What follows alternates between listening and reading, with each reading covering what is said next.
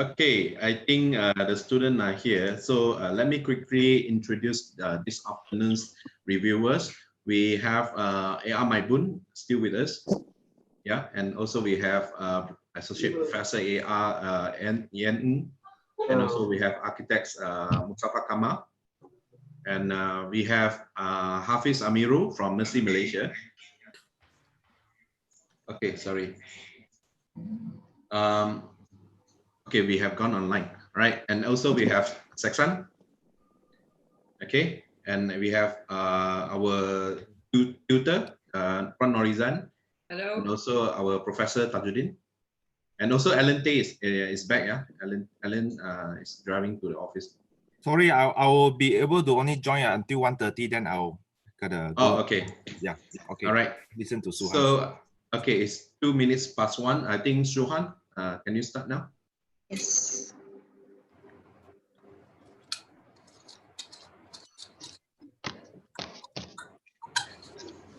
Okay. Good afternoon. So for my thesis, I'm actually taking a rather different approach from the overall architectural study where we usually focus on urban areas. So the exploration is on rural development in areas where it's pre and underdeveloped rural village. So the exploration is on the vitalization of rural trail through agricultural development. The site is in Limbang. Limbang is actually one of the towns on Pan Borneo Highway. It's located between Brunei, separating Brunei into 2 districts. So it's a bypass town where Brunei will always have to pass through to connect between their 2 districts. So the road over here, it shows the only connection by land. And with that, about 25 years ago, the community started settling into this area. So we can see that it is slowly being developed. But the new Temburong bridge that is connected by Brunei, it's threatening to just bypass this road and isolate them. So the issue that follows now is that this whole community would be neglected, and also it would take away their economical income of the community, and then it would take away Limbang as well from the map of Ban Borneo Highway. So this focusing on this area, this 20 km stretch of Jalan Tun Hussein on demarcated in red. Excuse me.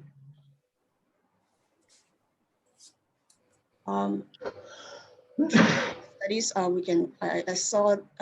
understand that the area, it focused mostly on the agricultural part. So the approach to the intervention, it's focusing on agriculture first, because that's also one of the focus and plan that is already established by the government. And from there to see how it can integrate with the community and the culture of the existing route. So in this area, it shows the existing cluster of communities that are within the area, and then the expansion of the activities that they do that are demarcated in green. That's the area of extension of their agricultural activities. So from there, I have identified this is the on the far east is where the government currently already have like the agricultural centers. So taking that as the catalyst for the main injection of what can be an economical driver to the site, I further propose 2 substations where it would further develop this site as the research and innovation and education town for the agricultural sector. So that would help bring in people from outside of Limbang to collaborate within this site. So that itself would put Limbang back on the map. And from there, based on the cluster of community that are already here, I've also identified the cultural activities that is very specific to the local indigenous groups, and also the locals activity. So from there, it would integrate with the very economical and business-based agricultural activities within the community itself, and that would demarcate 5 zones that would later on be areas where it would also help establish and flourish the tourist activities. So that would also help to further bring people to know Limbang and also bring people into this site area. So taking one of this zone, this area is stretches around 2 km radius. That is the focus area of my study. So the existing valley that is in the center, that's existing valley here is the site of my planning. It's currently empty and all just green. So to connect the two existing communities at the site, intervention of connecting routes are added in, and further injection of what program could happen here is proposed. So the elements of the site, it takes opportunity of the current topographical situation of the site, where all the integration is mainly on to develop this area first as the agricultural sub-hub, and then integrate the local community within this area. So this shows the this shows the new proposed pond system, where it would provide as the irrigation system to the whole entire site. And then the agricultural development. What is integrated here are actually plots of land of existing owned communities where it's already agricultural demarcated land, and to further expand it and speculate on how it can grow and later integrate. And then a new housing area is also proposed to kind of further develop this site, because the current developments are all very rural based. So to upgrade and uplift this site, they propose in a more sustainable method of housing that would integrate a full system with the waste to resource. And then in the center of the whole site currently is proposed as a community gathering space. So this is where some of the economical and communal based activity would happen. And then in the front is a buffer from the main access of Jalan Tun Hussein on towards the inside of the site. So because the site currently is very rural based, so I want to keep that in the front, and then to do the possible development towards the back that would slowly transition into a different language. So coming into the site itself, because of the 5 zones that are mentioned, this would be shuttle services would be proposed for the accesses, and then new routes for bicycle and footpath is also developed. This is mainly for the experience of people visiting the site.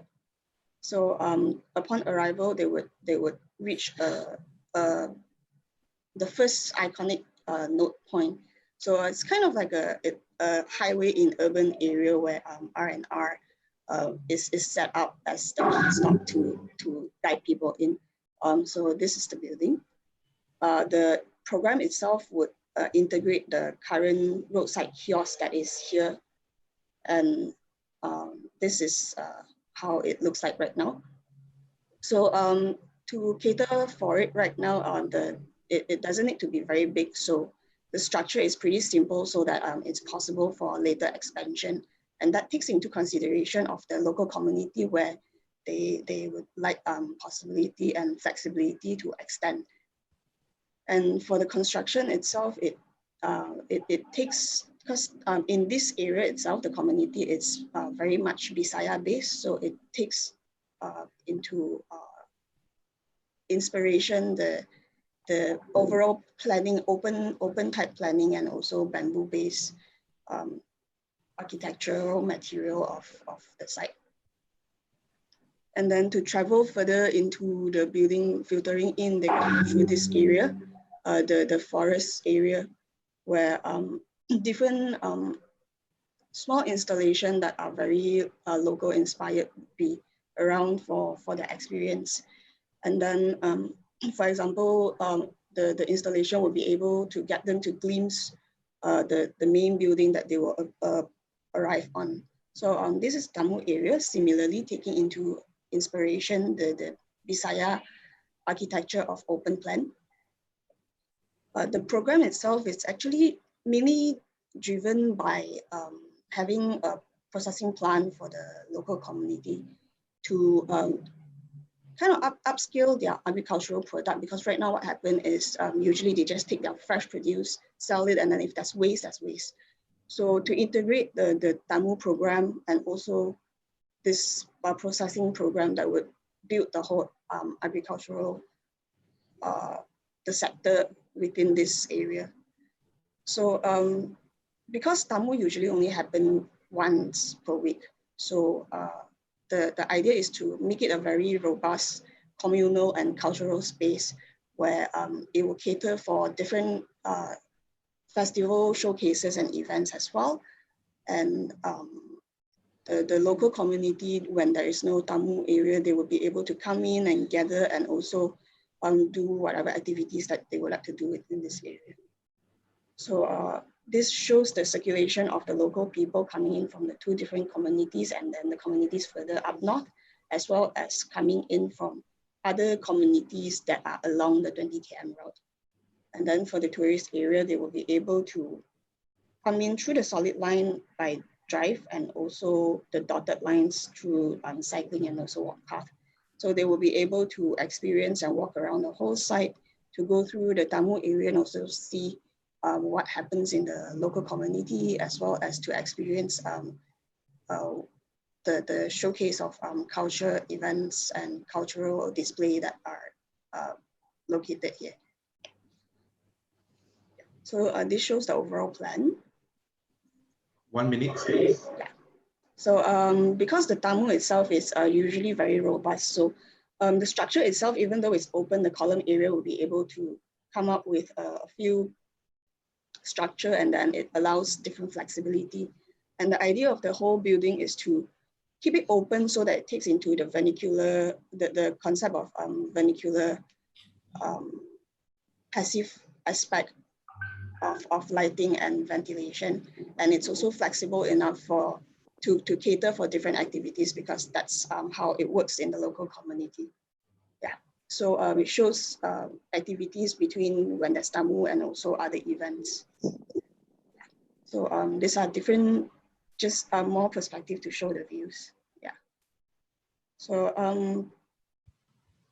yeah, what could have been further explored for the overall project is to actually, I would say, to better integrate all the programs, because right now it's rather segregated compared to what I would prefer as a final outcome. And from there to speculate more possibility for further exploration and also new interventions that will follow in this very new master plan. Okay, thank you, Suhan. Time's up. Okay. Yes, may I invite Prof. Touch? I think, yeah. Okay, thank you very much. Hello, everybody. Shu, is it? Yeah. Suhan. Okay. Yeah, I think, Theo, I hope we get a lot more student project within this kind of a scale, because it actually asks a very important question about the future of development of cities and townships and off the towns and things like that. I think Shu has taken to the level of having it a kind of a industry, a little bit of industry, a little bit of culture, a little bit of this, and a little bit of that. And there isn't that much to say because much of the buildings is already quite simple, and she's treating it as a kind of as a product or a side product industry and all that. What could have been more interesting to look at is the concept of well, let's say macam Frank Lloyd Wright was talking about the broadacre city. He was redefining the concept of the city, not about the city, but about the way of life. He already had envisioned the idea of democracy as self-sustaining, because the key to democracy is you have to be self-sustaining. If you're not self-sustaining, then you don't have democracy, because you don't have power to say whatever you want to say. So here, we in Malaysia are faced with massive unemployment. And I was already asking a few people to look into the research of looking at redefining our socio-economic aspect, as well as the new what we call kampong or village, or the new felda sort of thing. Okay, so the new felda, or the new settlement, and here, if we can put up with, say, 100 graduates making a family and then doing all their self-sustaining thing to produce, when 40% of what they do can be exported, we could come up with a model of a settlement. And this one is coming close, but it's not there, because it's treating a lot of these issues like walk trails and culture and all this damo, is it, in a kind of a segregated method.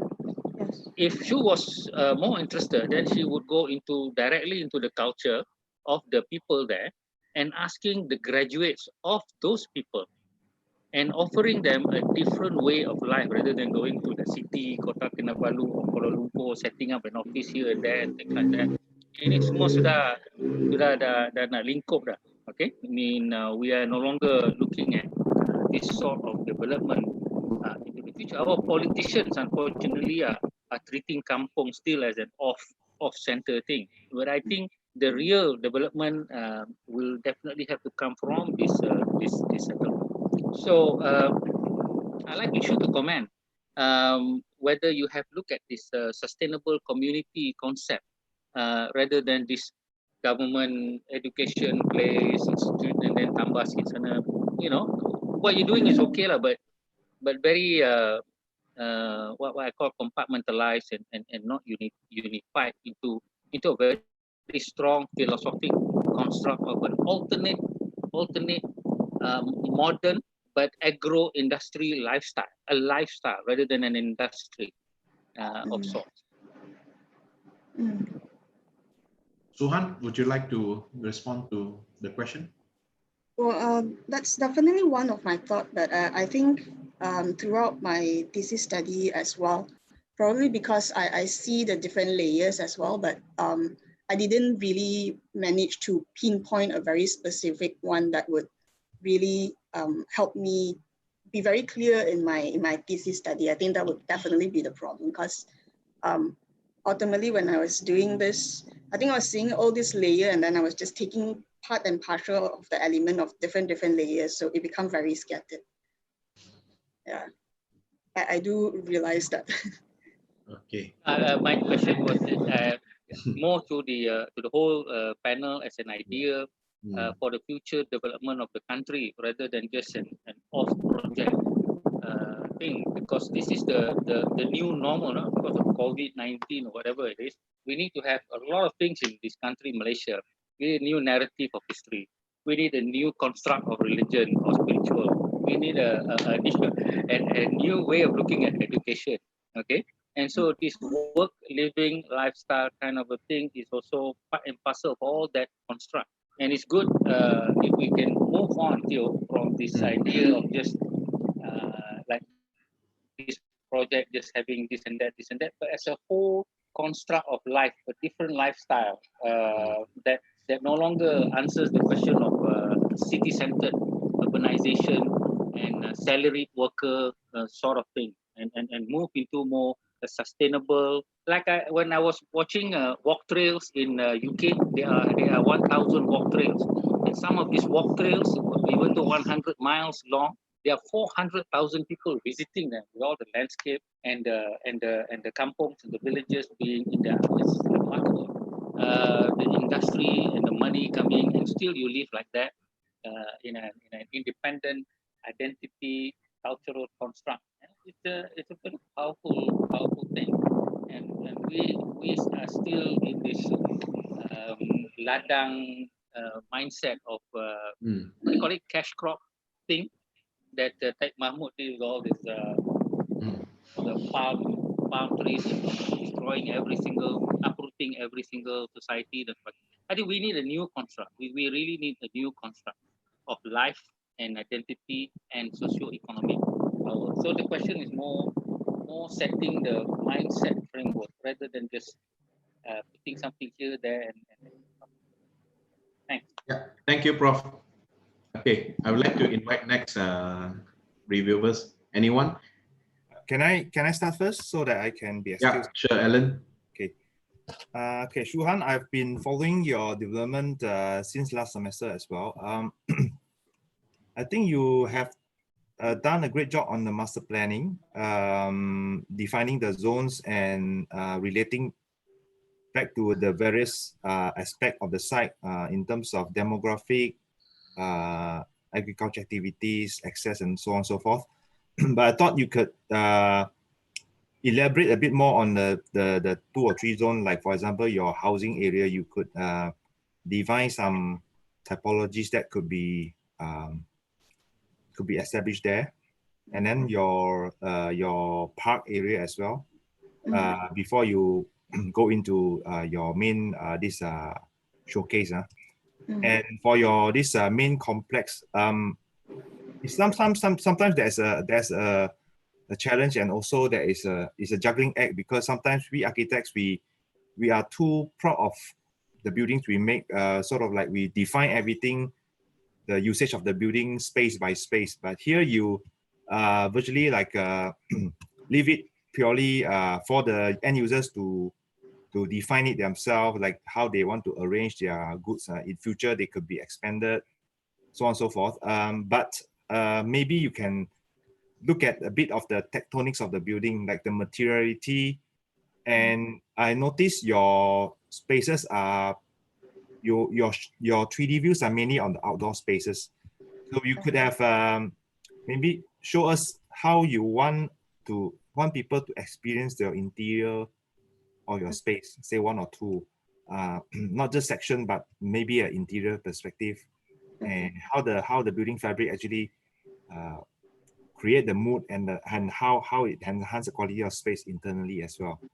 So something that I think you is lacking in your presentation. Other than that, you talk about the cultural program, the commercial activity, perhaps also like using the cultural program to enhance the space. For example, because the buildings are mainly responding to the exterior, you could also look at developing some semi-exterior or kind of like an open constructions that is useful for performance or just relaxing around.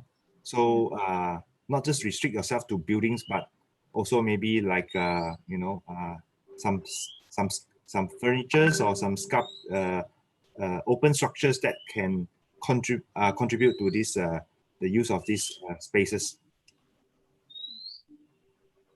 So I thought you could move away from just defining the building, but also looking at some of the smaller structures, but looking at the very fine detail that is inspired by the local craft and material. Okay, thank you, Alan. I also hear some comments from the birds. Who's that? I wonder if I can ask Shuhan to put slide 40 in, 40, so that we have something to look at while we talk. Okay. Yeah, actually, I wasn't sent your material last night, so I'm just picking up from presentation. I still can't quite get what you are investigating. I know it's a very nice analysis from the macro down to this site that we see now, but what are you actually investigating?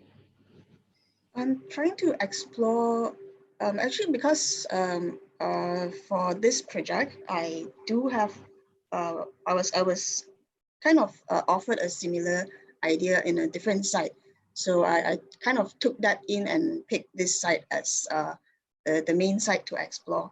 So in a way, it's to develop a rural area, and what sort of program in terms of architecture can be injected to link the community and also to flourish the economy, to explore rural development. That is because one of the things that I read on is ruralization and also the food security problem that are usually in the urban area. So what happened is the solution of urban area, it's usually a solution that happens after the issue arises. So, but urban expansion is also growing into rural areas. So instead of following that kind of pattern, how do we kind of bring in a new framework so that it's solved from the beginning? So I think for my thesis, the focus is very much on a bigger scale before I move into the architectural part. But So, when you got to the architectural part, what questions were you asking yourself so that we know how to assess you, so to speak? You know, obviously some simple buildings, but what architectural questions, ideas, issues are you exploring? how do I integrate what is, because in Sabah and Sarawak, the local culture is very strong, but it's very much losing out. So how do I keep that while it's being developed? Okay, so where do we see this local identity and culture and quality in the buildings that you're showing us now? I'm trying not so much to take away their usual lifestyle, because by introducing the usual buildings that we have in the urban area, it usually it redefines the way that they live. So even though it's developing, also they are, even though they are changing partial of their lifestyle, I'm trying to integrate that two together, which sometimes doesn't really fit into the usual regulation that is already in the building and development sector. So maybe you can just go into one of the buildings and tell us what's so special about it that it actually responds to their rural lifestyle. Could you just go into maybe one of the main complex and say how it is very suitable for the rural people? For this building itself, it integrates basically how they usually, because the lifestyle in this kind of kampong area is very similar to the lifestyle in new villages that we see here. So it's very relaxed and also ad hoc. Yeah. So I'm trying to integrate that, but definitely that there should be more research and also further exploration on this. I would definitely agree with.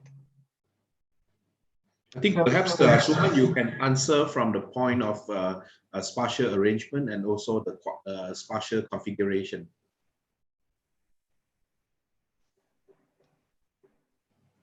Okay.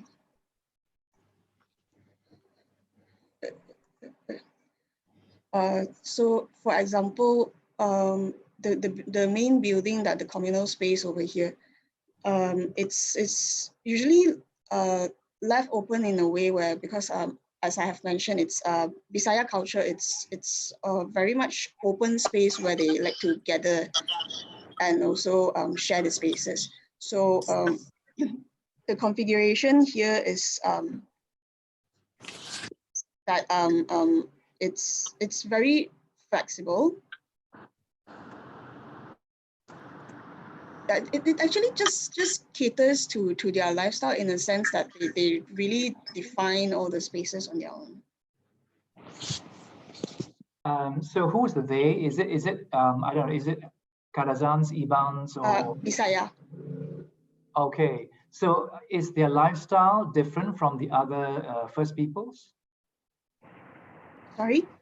Is their lifestyle and culture different from Kalabits and Kayans and Ibans, and, you know, are they in any way different? Part of their culture are different, but actually for all the Orang Asli, it's pretty much similar. It's just the festival and then the way they do things are slightly different. Yeah, but I'm coming more from the spaces. Is this building suitable for any kind of indigenous people of Sarawak, maybe even Sabah? I would say yes.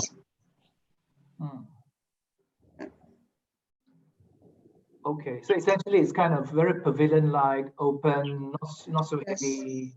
Usually Yeah. the difference is because, yeah, usually the difference is because the areas that they are from and then the materials that they are used to using. So that affects the scale and length and size of their buildings, but usage-wise, it's actually pretty much similar. So for for Bisaya housing, it's usually larger in scale, in a bigger open spaces where Iban people have like long houses because of the setting. Okay, I think Mustafa has something to say. Suhan, can you open to your site plan or the aerial view of your site?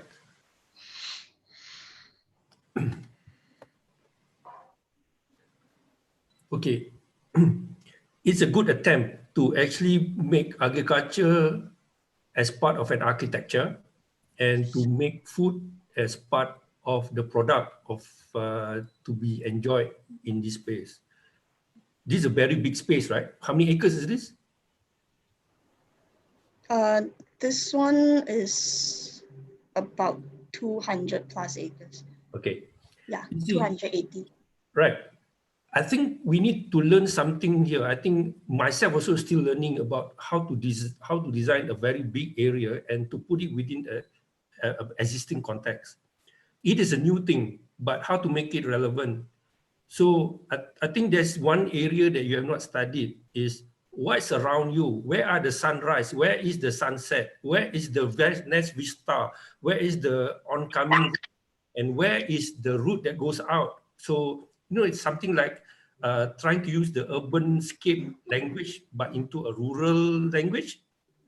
Because that will actually now define how you address a big area of say 200 acres or 300 acres, but you can actually have an underlying structure, because architecture, whatever you do, there must be an underlying structure that binds it all together, or else it will just be anything goes by and any space will be so how should I say open.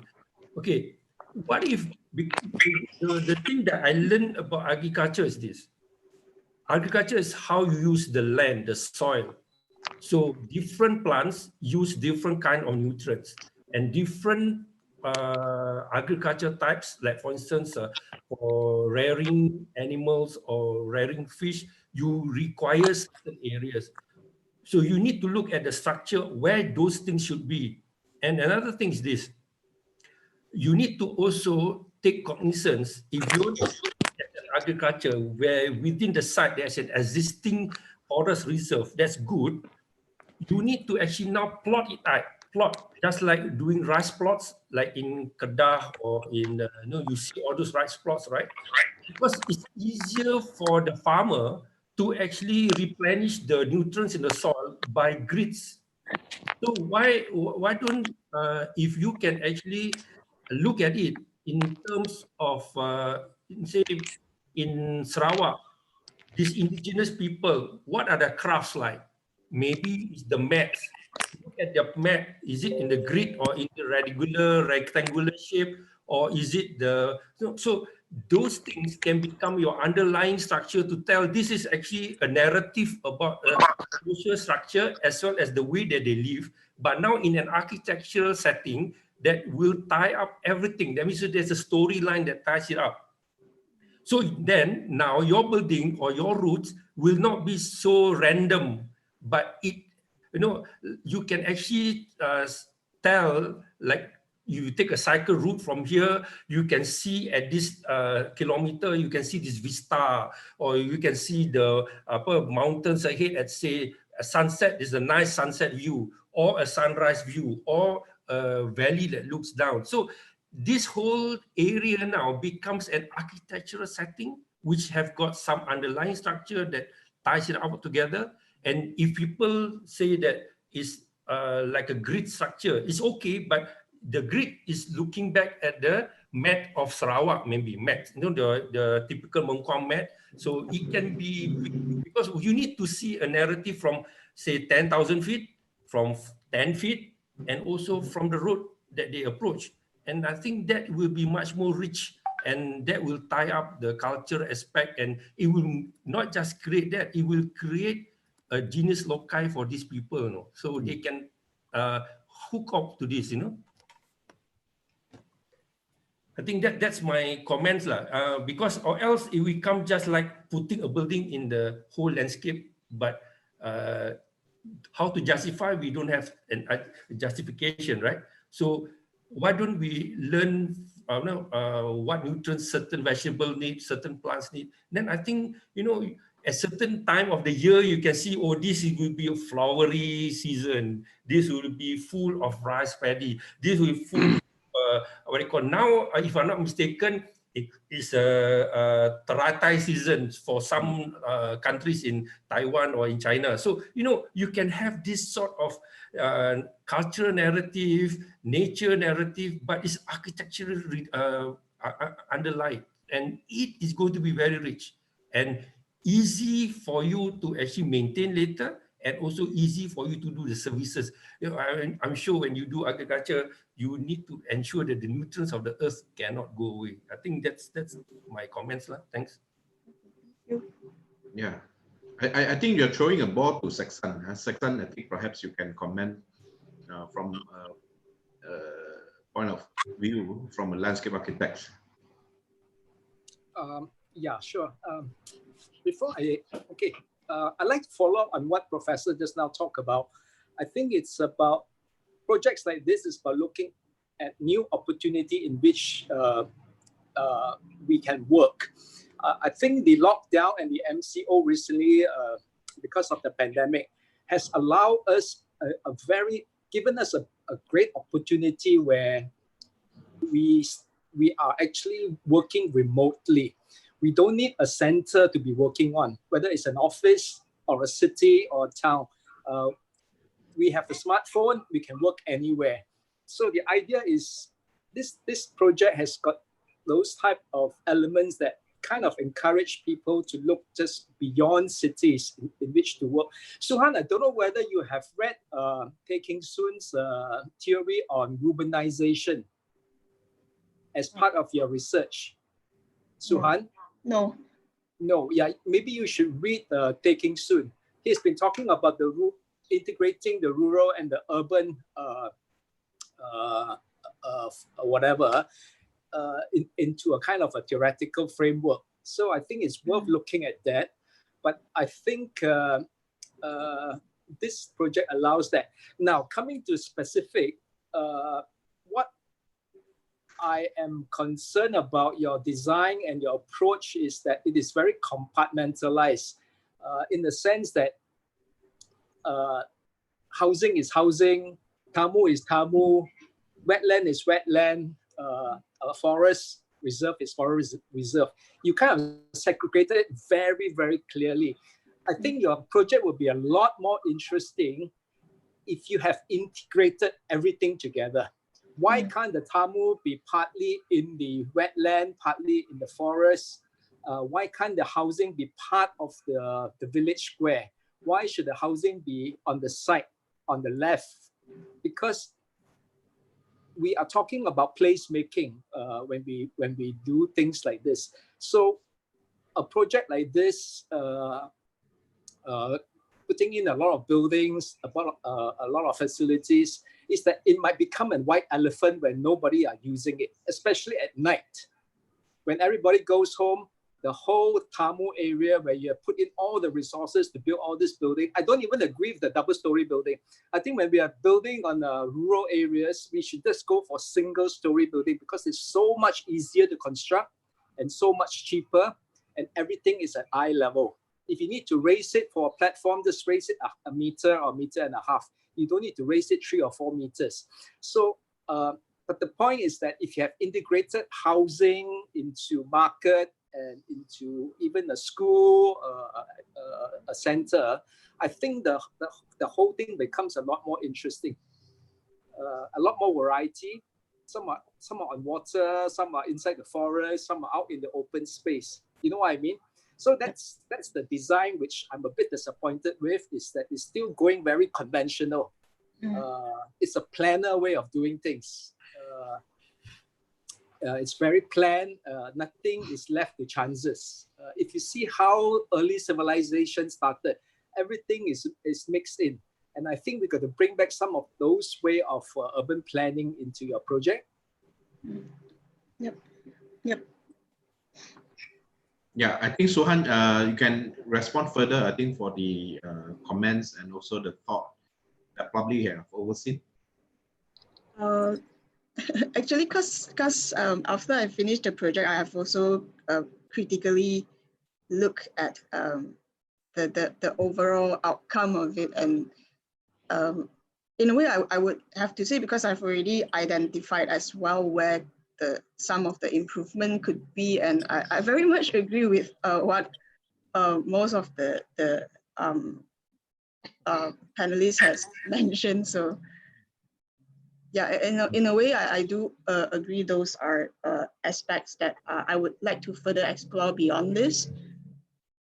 Good. Yeah.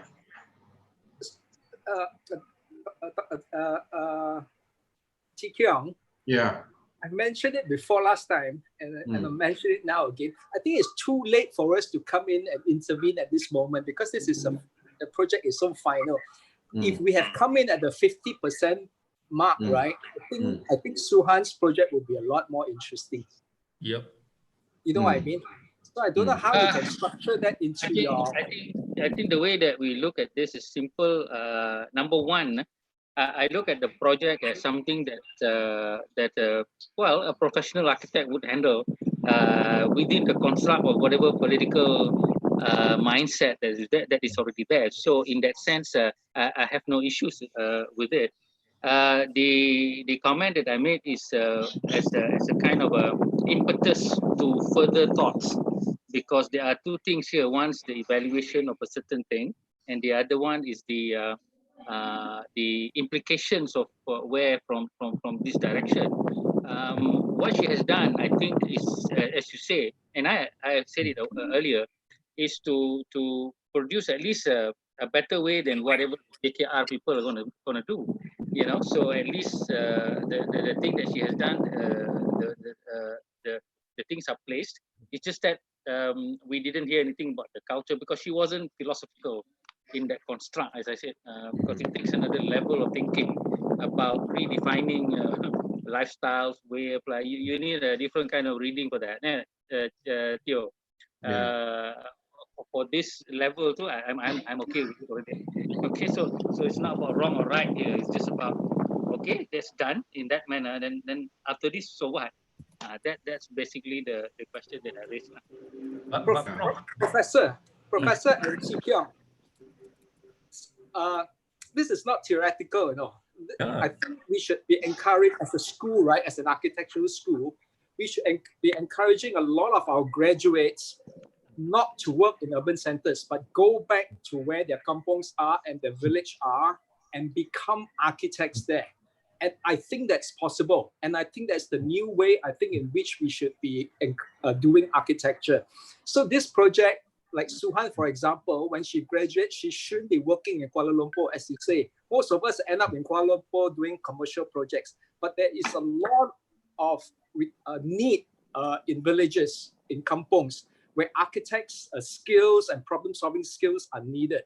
So that is where the education construct kita is very limited, because such education do not combine socio-political aspect. Contohnya, we don't really encourage people talking to certain politician, kononnya sensitive dan sebagainya. But that affects the future of the life. So the future of architecture education is an integration of all this advocating or advocacy of sustainable living, whether it's socio-economic, spiritual, within that construct. Bukannya this planning thing, which is a leftover from. We did our first development. That's our first stage. But the problem here with our politics in the country, with too much historical baggage of all these political parties, and we should. I always say to the people that we should control our own life. You know, you have this opportunity, then you develop your own community, as you say, going back to your well, yeah. But Prof, I think I got an idea. Basically, I think thanks to this MCO, I would say in the future, because the university also strongly encourages us to convert all the courses into online teaching. So it is a possibility that for those students who pick their hometown as their project site to stay at their hometown, so that it wouldn't, meaning that they wouldn't be an architects after they graduated. They will be the architects when they are doing their master thesis. They were starting to get heavily involved with the community. I think work with the community and making that part of their master thesis. I think that would be next semester. You might even consider getting in certain people like NGO, panel rather than just full of architects and academics. You know, and then there will be an integrated approach. Yeah. But Prof, and Chik Yong, okay. Yes. And you see, I think yes, you want to teach or equip the future architects to be social architects in the sense that they can do the projects in their hometown. But we need to equip them with the processes that needed. So the way I look at this project is not the answer. I'm looking at it, just like when we learn mathematics in our Form 5, it's not the answer of the mathematics that we want. It's the roots that we get the answer that's more important. So what are the processes, like what Seksan has spoken about, what I've spoken, and what Alan just now has spoken, and also another person also has spoken, that we need to equip the students that looking at this such, they are being awed looking at 300 acres all around them, almost the same. So it's how to actually redefine by making it into smaller bits that's chewable for them to understand the space. I think that's very important. So regardless whether it's what political or what social structure, but they need to understand that first, and they need to incorporate architecture, landscape, engineering, agriculture into this whole piece. And I think this is very, very crucial, because if we want to understand why COVID happens, we need to redistribute our development. We cannot go anymore in town. It has to be beyond town. That means to say that you have to go to the towns, like for instance in Batu Gajah, or towns in Limbang, or in Sarike, Sarawak, or even in Tambunan, Sabah. So you need to understand the physical structure, the social structure, and also the way of life of them. And this will help to equip them with the necessary tools for them to answer and assist the people there to make that architecture work. In Taiwan, this is where it will become a focal point as a tourist area too. Not just tourist area to come for. They will see that every village have got a different kind of plants. Every village have got a different kind of fish. Every village have got a different landscape to look beyond. You can even have homestays. You can even have people living there to actually, like for instance, professor doing research there. So it becomes an enriched living style, and enriched Malaysian, something like that. So I think that's very crucial. Okay, since this is the last two candidates to present, I think I will slightly extend this session to allow more comments. I think we still have Mike Boon and Hafiz yet to comment. Sorry. Yes. Want me to Hafiz? start or Hafiz to start first? Yeah. Hafiz? Sure. Okay. Very interesting. Very interesting, Chuan. I have 4 points here because I would like to also balance my inputs from the perspective of a NGO worker or humanitarian worker, but I can't help but to also comment and give inputs on planning and architecture. So I'll go one by one of my 4 points. Whether you realize it or not, your title is very powerful. You've selected this title of vitalization of rural trail through agricultural development. So it carries a lot of weight and it carries a lot of responsibility there. If you pick those words one by one, it can be translated into very specific programs, into very specific planning strategies, which I think there are some hit and miss here and there. For example, when you mentioned the word trail, it should have been able to offer a little bit more of exciting experience, just like what Mustafa was saying just now. Yeah, the processes and the procession of those local community. Maybe those are the next step that you can follow up later, or you can ponder upon in your next working experience on. And then you talk about agricultural development. Again, that is a very big aspect that requires, of course, research and understanding, and it reflects specific activities that are again connected to the locality of the context, which I see you have explored a bit here, but maybe it is not well elaborated, but that's fine. Yeah. So my point number one is on your planning strategy. If you can go back to your slide number 13. Your planning strategy here is pretty much to the conventional form-based, or rather formalistic approach. Yeah, the existing line and then the intersection, and then you start to create some focal imaginary lines in order to bring in injection of whether those are activities or programs or whatsoever.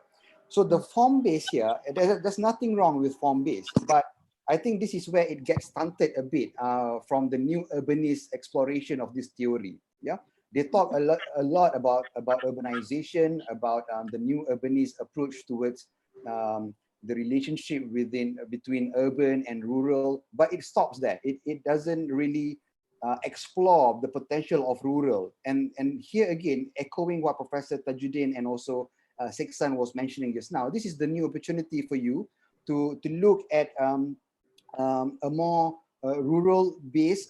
Maybe it is formalistic, but when you say about rural-based planning strategy, you can't get away from looking at a very activity-based approach, or activities-based planning strategy. And when you talk about planning activity-based, it goes back to the local community, their practices, their customs, their economic activities, their daily lifestyle. So those are some of the lacking thing, which I think was left behind, not only in your thesis, but throughout the entire generation of our practice, due to the biasness towards a city. This is also a self-critique to me as a believer in urbanist. I think your thesis has the power to further explore that. Yeah. Number two, if you go to your slide number 19 until 22, when you talk about journey and access, the drawings are beautiful. Yeah, it reflects a meandering experience, and this reflect correctly to your chosen title. Yeah, the trail, the rural trail, but it is not complemented enough with what are those experience that this design, that this scheme can offer. Yeah, the rural experience, the rural activities, the rural culture. It might give clues to what are the activities, because you are talking also not only focusing on the local communities, but tourists. You're opening up to tourists, and there's a power of your thesis that it can opens up as a new scheme for a rural development. So this meandering trail or meandering experience can open up to those clues to what are the rural or community-based activities are. Yeah. And my final point is on the programs itself, which is on page 28. Again, you seem to be stuck within the formalistic or rather conventional way of spatial design, spatial planning of functions, zones, and the usual spatial configuration or intervention. Yeah, it could have be more exploratory, not exploratory, but more detailed by having a more deeper understanding on each specific activities. And this is what I think one of the biggest missed opportunity, but of course it could lead you for your further adventure in your life, that this intervention or this idea could lead up to questions such as how can architectural intervention really provides meaningful improvement to the whole, well, in your case, agricultural development, rather than putting in here and there.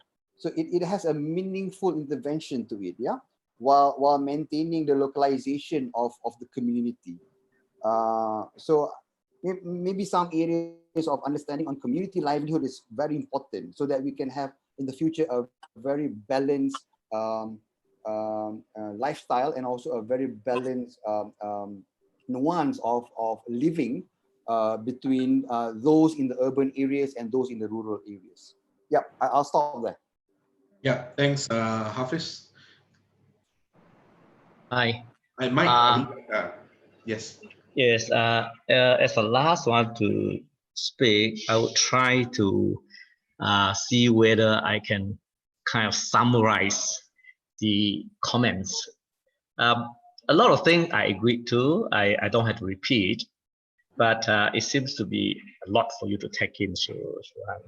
But first of all, I kind of excited with this topic. I think it's very timely. I don't know whether you have foreseen these things happening. Our state just announced new 10 strategies about 2 weeks ago about how do we move forward as a state in terms of reviving our economy, etc., etc., etc. One of the key one is agriculture, but not the agriculture that we used to practice, but looking into technology and how that helps us. I think there's a key push. And the agriculture department has been doing a lot. It's somewhat like Sabah now. They have a lot of program grants. They go down to rural center. They have trainers. They have company work with their trainers, teach them, set up facilities, and really promote agriculture and the new form of agriculture. So that's why I think it comes very timely. And also, when I look at that, and then I also think about what Setsan said, what is the role of a reviewer at this stage when everything has been done and you're giving a final presentation? And a lot of the comments that we met, or I wanted to make, will be more beneficial during the intermediaries, which we can follow through the process. But that is the way it is. And that leads to Ian's approach, where he always questions, what are your questions? So as a panel, at this point, we look at what your subject matter, your title, and what your research and what you're asking. One of the way is we look at how what you're presenting, answering to the question that you raised, and whether you have done that successfully. But that not necessarily means that we agree with the subject matter or we agree with some of the things they're saying, but we're looking at your process, you see. So I think that is a difficult part for us. And sometimes there's some of the review we look at, it's just a lot of commentary on students' work. But what I like about today's session is it's a dialogue. It's in a dialogue format rather than a critique format. So, well, having said that, I still have to tidy up a little bit on planning. I think formal planning is a kind of two-dimensional. Formal planning, master planning is kind of phasing out. Nowadays, we talk about planning in a different ways. Plannings are not blueprint anymore. It has to build in flexibility for change. Things are changing so fast. So that is a subject matter by itself. Yeah. Then we look at architecture. What you are doing, I immediately think of Yilan Huang Shenyan, if you know who that is, right, in Taiwan. I can imagine he's there already. So maybe you look at his work. In terms of architecture, the interrogation for me is more into you talk about culture all the time. but really understanding what do you mean by culture, and who is it for, what is it about. And really have to pick on the Bisaya. I understand. I mean, that's a Bisaya country, right? Even though Iban is majority now, but it's traditional Bisaya country. It deal with the history, etc., etc. I won't elaborate. But if you pick on the Bisaya history, you really have to understand what Bisaya is about, right? It's not about architecture form. That is secondary to me. It's really understanding of what they are and who they are, why they are like that. Then how do you translate that into architecture? For years, I'm advocating, this is me personally, advocating of looking at traditions, looking at techniques, looking at materials, and how do you translate and kind of manifest it in the contemporary work, and you kind of contemporarizing it, right? So the other, that would take you to another strategy by our state government. Other than agriculture, the other one is they talk about sustainability. It's about not doing things the way we used to do. Sustainability is a big word. It means many things, but in this case, it's very relevant to us. So how to be sustainable, right? Then in your work, when I talk about this kind of tradition and sustainability, it relates me to a Japanese way of thinking on this sort of issues. The Western way always think of permanence. They think of things as monuments, icons. They think of architecture is a tool to kind of express power, etc., etc. But Japanese are quite different. If you go and demolish Japanese building, they say, okay, just do it. You know, after 20 years, the live a lifespan. You know, no big deal. But if you look deeper into it, they are one of the most traditional in terms of the way of life, and their concept of conservation or heritage or tradition is very, very different. For them, I'll use an example of a temple. For them, every 20 years, to take down a temple and rebuild next to it is a way to pass on the tradition. That is their heritage conservation, right? So for them, things will change. We live in a world that is transient, but how that tradition will carry on is expressed in a different form. So then, I think to wrap up, since this morning, I can see a kind of common thread in your thesis and the methods that you are exploring. You know, from the first one, even its urban context, is more social community, repeatedly having that theme. And then when we bring to Sabah, Nicole's scheme and yours are very, very similar, right? Yes. I would suggest, like to Jonathan, as a challenge also, and really take this further. Don't take your thesis further. I can see this is going to be real. It will be real, and you should maybe communicate and set up a network with Sabah, with Nicole, right? And the issue of Sarawak and Sabah is how do we work together, brothers and sisters, especially in this matter. Sabah has wonderful marine condition which Limbang doesn't have, and Limbang's geography is very different from Sabah. So how do you complement each other? If you take this agriculture topic further, that will be the new economic lifeline. It's not timber anymore. Limbang is a timber town, right? Before, so this I know Limbang quite well, and I have been thinking about what I can do or we can do to Limbang. Really, there's really not much you can do other than rely on Bruneian to spend the strong Brunei dollar to shop in your town, you know, every weekend. Yeah. Right. So being tourist centric is okay, but who are your target audience, only Bruneians who come and shop. And also Sabah is fighting for that market. Yep. I mentioned this minister, young minister John Wong.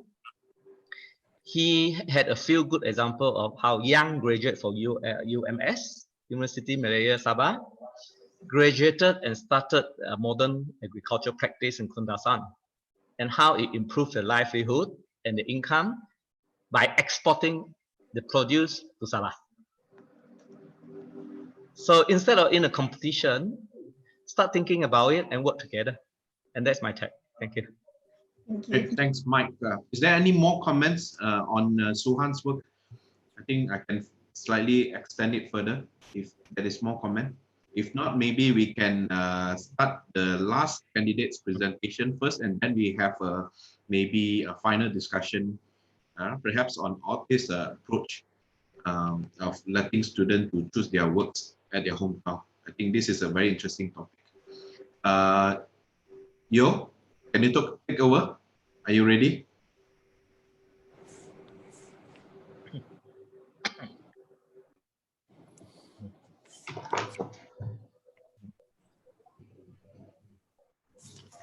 Okay, you have 10 minutes, yeah? Okay. Everyone can see my screen. Yes. Yeah. Okay. Today my design topic is about the water resilient cities, and I try to apply the water resilient architectures and adopt for all those flood prone area. But the site I choose is the Kota Baru, because as what we see from this timeline, the most critical site is Kelantan, and you can see usually, especially the 2014 until 2017, the flood issue become more often because of the climate change. So, so the sea level is keep increasing. So what we can do for the architecture, and this basically my on-site is near to the Kelantan River, and this is the main cause the Kota Baru can be flooded more often. And what I want to do for this project is, how about in like 50 to 60 years, what I can do and improve this city and become a water resilient city, because based on the research, the waters, the sea level won't undo back and will keep increasing. So the first planning is I want to make the main roads become a new linkage for the city. It's not just a linkage for the people or linkage for the city, become a walkable city, also a linkage for the services. The second thing is about the retrofit housing, the retrofit school. The retrofit housing is basically applied for all the middle class people, and the retrofit housing, retrofit school is basically applied for those poor-ish. They can't afford to do the retrofit housing. In order to make everyone more understand, so I make into 4 phases. The first is actually the sustainable development, is because it's actually minimize all the climate change effects, and so I have more time to prepare. So in the first phase and the second phase is doing the spine of city, retrofit housing and school. And the first phase and second phase is basically the flood is still temporary. It's not permanent yet, but in come to the phase 3, it's more permanent. So in order to fulfill the needs of physiologicals, so the floating farming is coming in. The third, between the third phase and the fourth phase, have a recovery of the economy. The way is the skill they learn from the new skill about the agricultures. It can be do some small business, integrate with this thing, so we can slowly recover the microeconomies. But eventually, they will be taken back by the government and installed into the others building technology. Later, I'll talk about it. And this basically, I want to mention about this one is, I try to separate in these 2 social groups because I want to create the catfish effects among these 2 social groups. So the middle class people will motivate those inactive social groups to recover the economy together. So this is more diagrammatic, so you can understand each element, how the elements is integrate together. The first, in the first phase, is everything will be built in 2030 to 2040. So the smart city, retrofit housing, and retrofit school. In the second phase, the flooding is not permanent yet, it's still temporary. So I will show more details in the next slide. The third phase is basically to recover the economy. Firstly, the government will assign some people to teach them how to manage this urban farming, and eventually it will take it back and install to the Type C. So this floating farming will become economic strategies to recover the economy in the phase 3 and phase 4. So this is more detail about it. The phase 1, the spine of city will be a new linkage for the city, become walkable, and all the existing housing will be installed with this container housing. The second phase, the flood is still temporary, so you will access to the spine of city by the floating street. In the third phase, it's basically the flood area permanent, about like 4 meter high. So the more concern for the people is the needs of philosophy and needs of safety. So the food is important for them. So my idea is not the government just give them something, but the citizen didn't put any effort. At least they can try to manage all the farming and try to have a self-sustain, and eventually can do some small business and slowly recover the microeconomy. And eventually in this overall planning is this settlement will be reshuffled again, become three kind of building typology. This type A is actually the expansion for the small business housing and become a more permanent commercial housing. Then will integrate with when their macroeconomy become more stable, all the floating farming was sent to Type C to manage. Type C to manage. This Type C is like all the floating farming will relocate to this one. It will be managed by people and partially owned by the government. So the government can slowly recover the economy. And this one is like in between, because some of them might not like work about the small business locally or work about the urban farming. So it can be travel. So it was live in a community living. So another three household will like travel using the smart city to the other separate space to work, and one of the household will become a coordinator to take care of another household. So this is overall how you really like plans in the phase 4. This is like, let's say I want to buy something, then while I travel here to buy something, and this farming supply will mainly supply for the shop housing. And for those people want to work, then will travel using the these tracks. Later I'll show more details. This is like what I call the spine of city. This is all the diagram. This on top of it is a place to become for the people's walk and become a walkable city. And also it also can be a marketplace. And this is all the services. In the future, it can be used better, assisting the treatment plants, the hydropower plants. Unlike some of the country they propose, in the futures, everything need to be, the building itself need to be self-sustained. They just abandon what they have right now. So this is the perspective you can see. This design is not just a walkable way, also in a sellable place for the street market. Also got some kiosks, it can be sales to people. So the government can see the return of investment for doing this project. In the future, in the phase 4, everything is already, the flood already permanent. So these tracks will become tracks to hang these so-called a cable car, so you can travel the further place to work.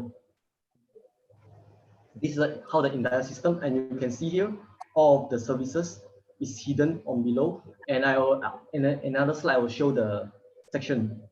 And this is the so-called the cable car. But before that, I want to like send some stuff from below to on top, so you are using the system. And this is the section detail. You can see that this is all the services we hidden here, and this one along this so-called the spine of city have some new streets for the city. And this is another integrate projects for the retrofit housing. The first thing I want to talk about is how I try to how the thing be constructed. On top of it will be demolish the existing roof structure, but this roof structure will be refined by the people, become a new roof structure. So I try to minimize all the wastage, and all these things I try to minimize minimalistics, and so it be affordable for the people to do so. Eventually will look like this. And this is the manual for the manufacturers to do this container housing, and this is the manual for the people. They do it together to do this roof structure. 1 minute. Oh shit! And this is the phases how everything be transformed. On top of it, everything it can be still be using. In the second phase, they will use the movable wall to divide new spaces, so it still can connect to the floating street. In the third phase, they will open up and attach with the floating farmings to do some farmings, and opening up become a place to doing some small business with the floating farming. Then when the business expand will be like this.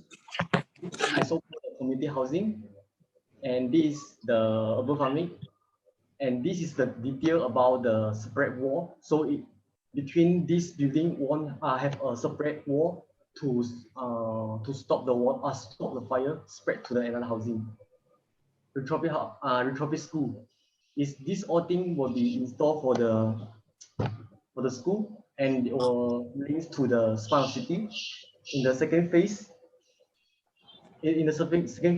this thing will be extended up, but before that, the existing roof structure will be removed by using more lighter tensile roof structures, so there are more open space to install the scaffolding shelter. And these two things is like attached to this housing when the flood is very permanent, so the people will use the board to access here. So this place will be a place to stop the board, and this thing is when the people want to travel down to the place to do the farming, it still can work. Okay, time's up. Okay, sorry. Yes, thank you, Yo. I would like to have Prof. Tajuddin to start throwing the question. Okay, thank you. Well, for the first time, I actually don't know or don't have very much thing to say. This is a interesting project, a kind of a dystopia of the future, in which the flooding in Malaysia is a joke. Actually, people say it's a flash flood. How can it be a flash flood when it occurs all the time? You know, so having to in my years at TM, I have dealt with some thesis on how to convert schools into a better.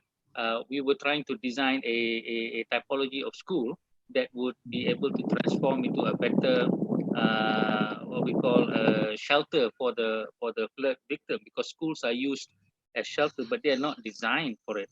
And so, how to design the furnitures, how to convert the rooms, all this into a single new building typology. And I thought that that would be something of an interesting research as well as an applied research that can be proposed to the Ministry of Education, because at the moment I don't think they have any such model.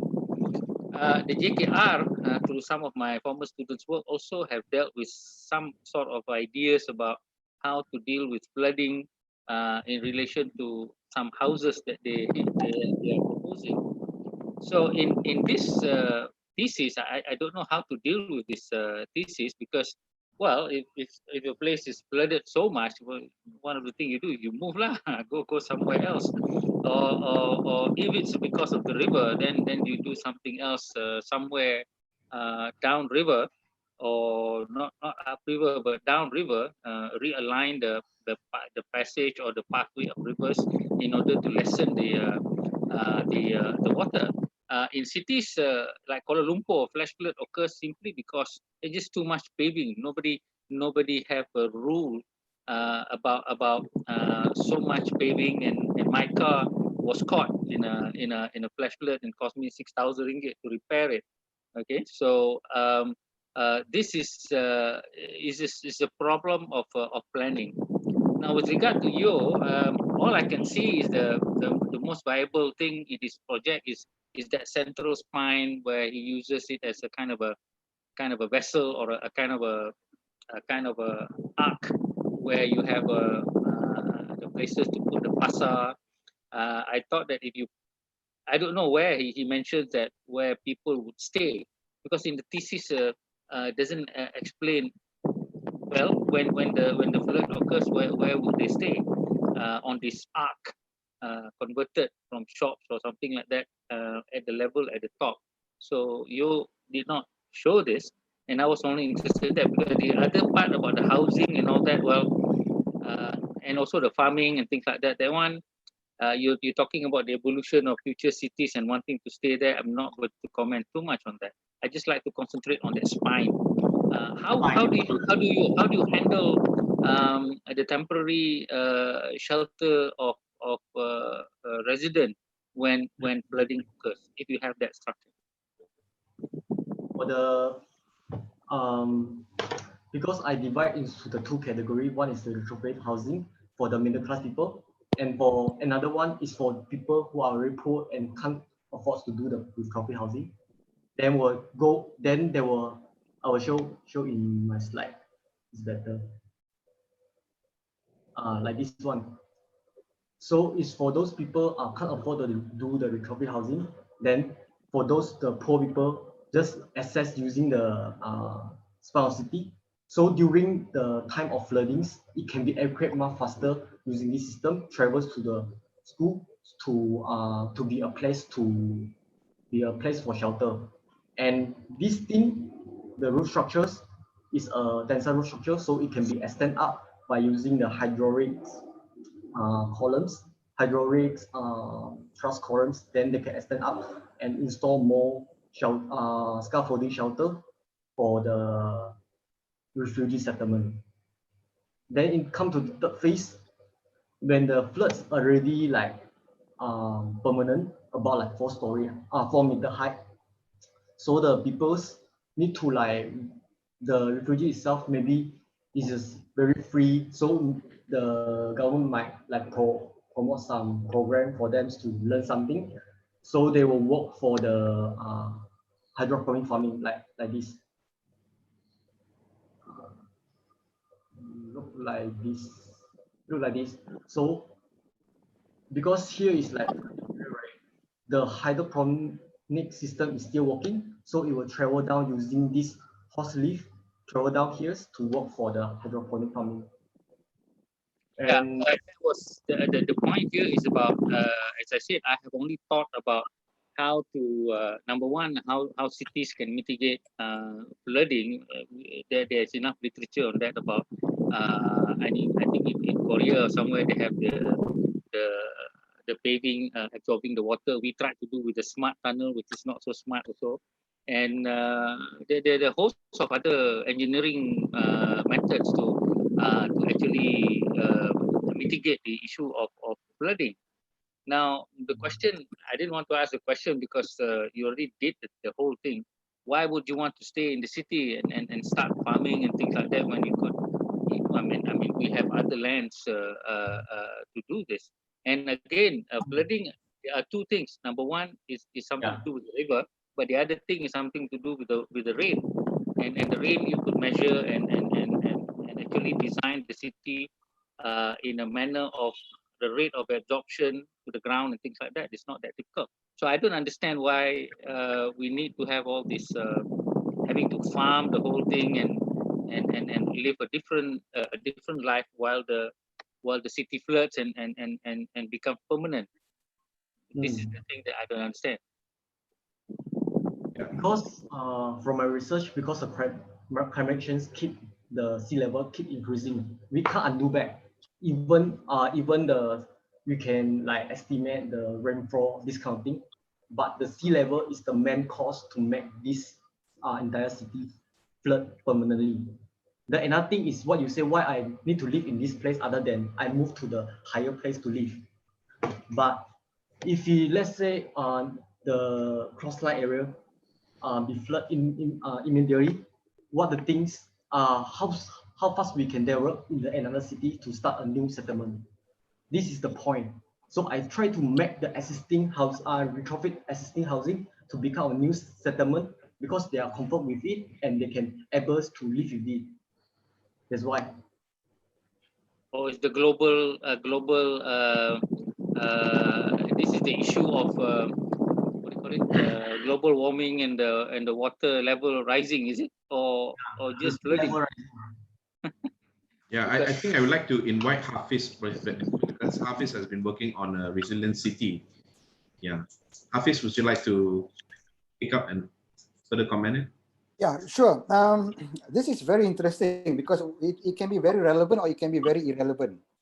But I'll try to make myself structured and clear here. Yeah. Yo. Okay. So my input, number one, is on your conceptual approach. So talking about building resilient, and I'm interested in how you put it into in terms of phasing, the phasing approach. But maybe it could have been much clearer if we have studied on the more acceptable common approaches of short, mid, and long term. Short term meaning emergency response, because you're dealing with flood at the moment, and then mid term. And the mid-term phasing approach should touch on the recovery phase that could last between 6 months until 2 years, and then the long term which touches on the sustainable or maybe a more of a risk-informed development. So these three approaches with clearer understanding and better clarification would help to form your project well. So that is on the conceptual approach. Yeah. The second conceptual approach that I think is a little bit missing here is the whole understanding of the community dynamics, because you have things like public health. And bear in mind that your project here that you're proposing is not a short or mid-term thing. It's a very long-term, big. The economy of scale is huge. Yeah. With all your infrastructure and so on. So there should be an element of public health, yeah, using public funding. And then there should also be an element of mutual help where you recover from the flood or from the disaster. But more importantly, during the emergency phase, how can this idea provide a clear framework in what do you call this? Advocating for a better self-help among the community. Because when you talk about self-sustaining, self-sustenance is about community-based. So in your case, it is about community-based disaster risk management, where you need to empower the community. And of course, they can't, when you're talking about this self-help thing, it can't go like what you are doing now. It requires a lot of money. It can only be solved through public help approach, but your self-help and your mutual help is what I'm missing here. So those two are the conceptual approach that I think worth for you to think of if you're very interested in this kind of thing. my next comment is on the practical approach. Now, your scheme is like, it's very interesting because it's like a mix of Yona Friedman and Archigram meets Elemental on a steroid. Yeah. So it's a bit here and there, but it can be very irrelevant. But like I say, it can also be very relevant. Now, why is it irrelevant? Number one, again, echoing to what Professor Tajuddin was saying, this is against the fitrah of manusia. Fitrah is norm. Yeah. You are not dealing with the community of the water people in Brunei or in Sabah. These are Kelantanis, you know.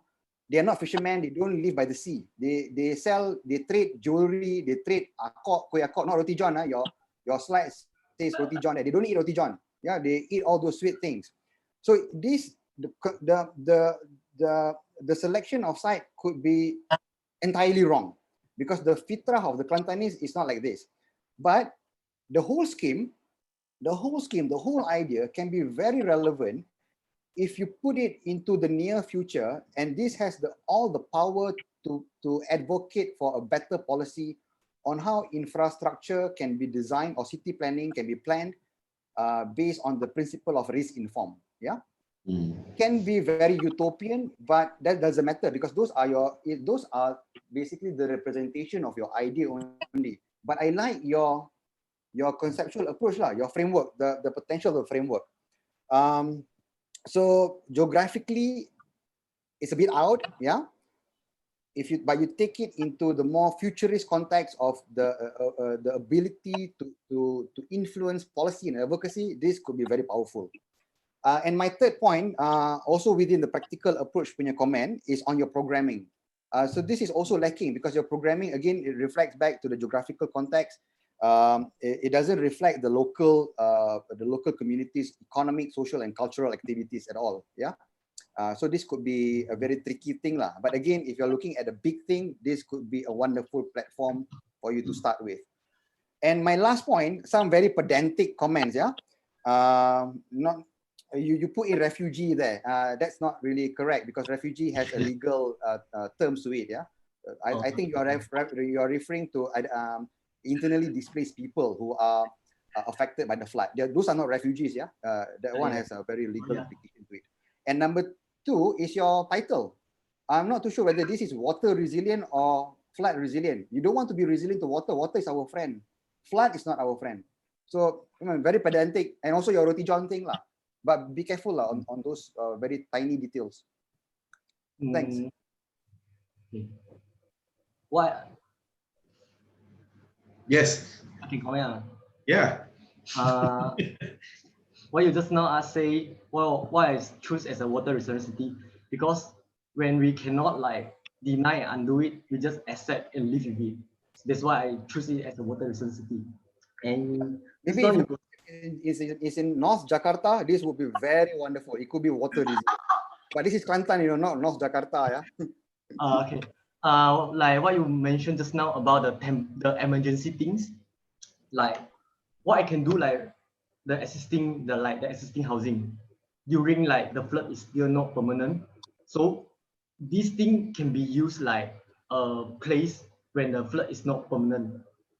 By the first phase, when this thing is installed on top, it will still like use like extension for the room. But come to the second phase, during the flood times, they just climb out rather than they just escape from one place to the temporary refugee center. The temporary refugee center will become more crowded. So I try to distinguish these two social groups. When those people who are really can't afford to do so, they will just allocate to the retrofit house, retrofit school to become their temporary settlement. Can I add something? Yeah, sure. Can you go back to your site plan? Site plan. Site plan. This one? Yeah, this the site plan of your project, of the whole project. This one. Okay. You see, when I look at this, I remember reading about Metabolicity by Kanzo Tange, how he built it in the Bay of Tokyo. Okay. he was also looking at it because he's more looking at it not just like a real estate, but it's also a solution for Tokyo because of the seawater rise and also population in Tokyo. You showed a solution about the pylons, right? Those are pylons, like for instance, MRT gantries, you know, where you have to build. Yeah. You know, if you look at resilience, if you understand the word resilience is use whatever that you have rather than build something new. So steel is not there, it's not common to Kelantan. So how you can make it resilient, I'm not sure. And how it can stand flood water, I'm not sure too, because although it will be inundated with water for a long time. My suggestion is, can you go back to your pylon drawing where you show the platform, there you have 3 levels, you know, that the isometric or something like that.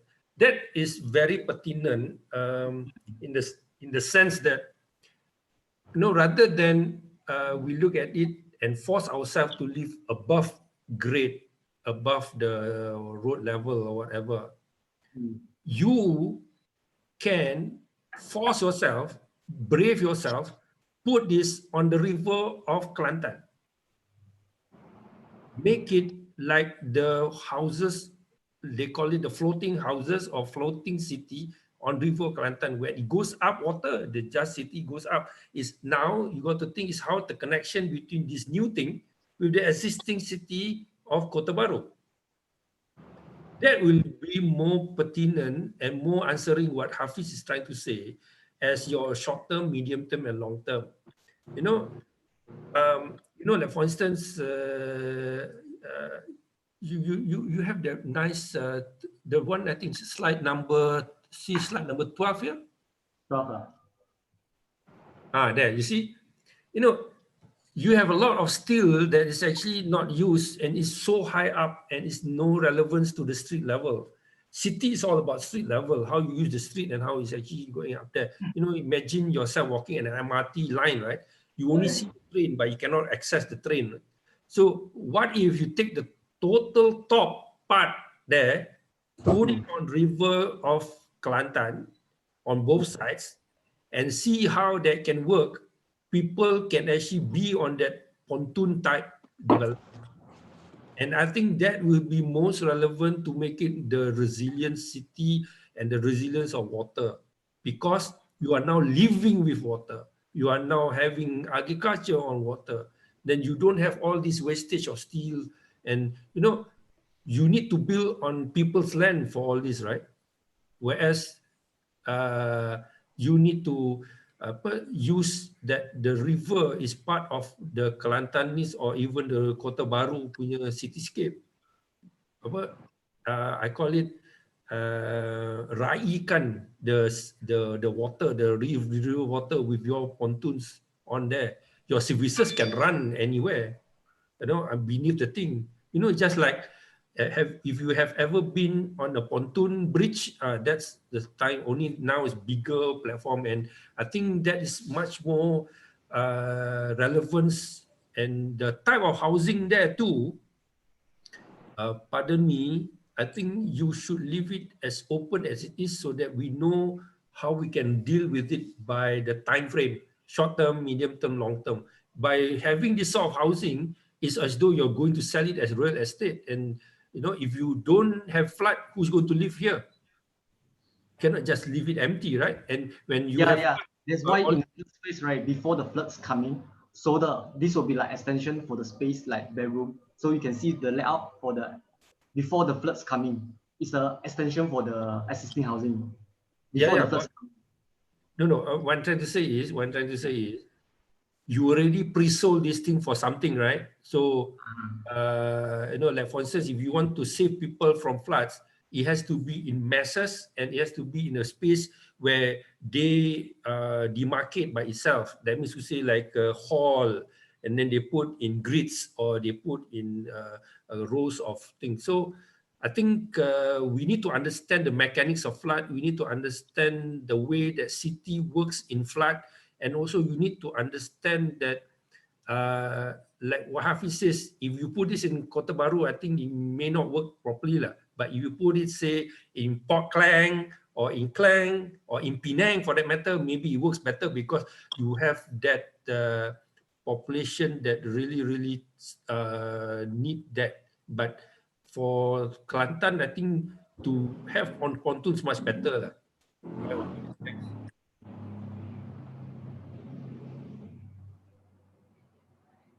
Okay.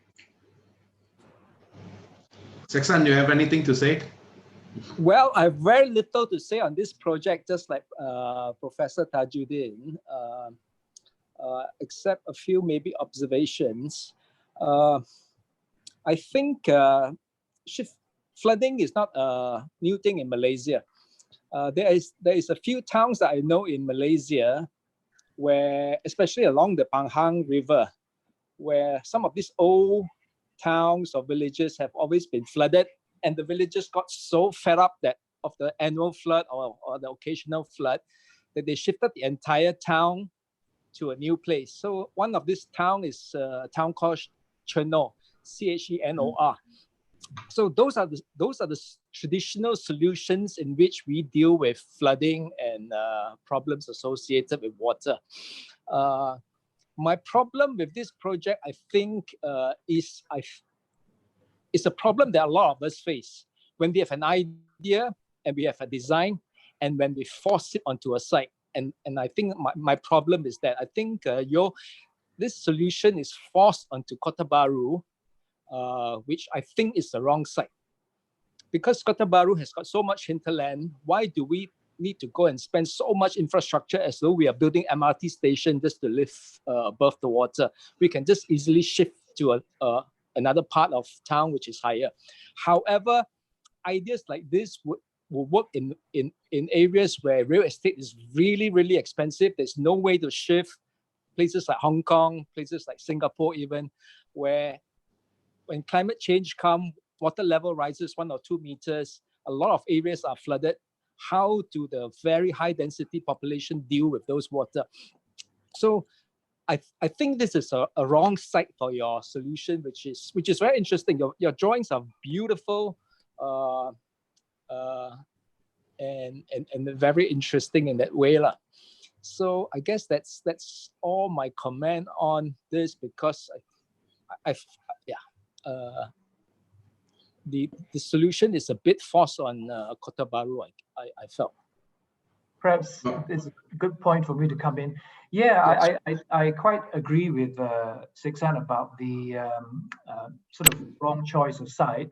But projects like this, a thesis like this, invites us to suspend our disbelief and go along with the, if you like, the conversations it's trying to arouse, if you like. I don't think it's actually going for a solution as in a buildable architectural project in 2040 or whatever your phase 4 thing is. It's more, for me, it's hugely entertaining, and as you say, the drawings are beautiful. I don't know how many nights you didn't sleep to get all these drawings done.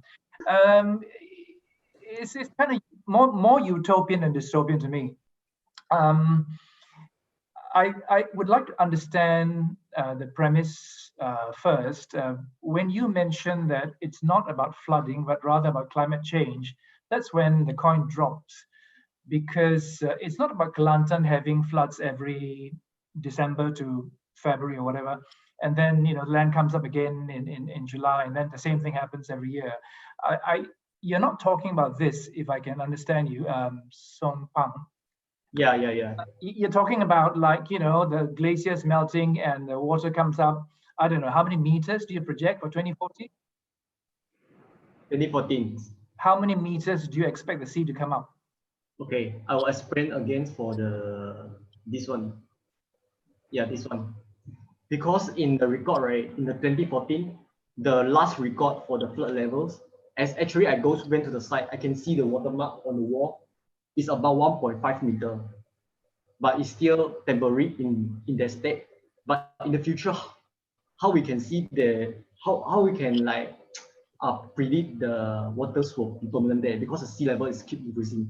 So when we know the 2014 is a marking for 1.5 meters, then Then I try to estimate, do some like calculations to calculate what is the sea level every wait.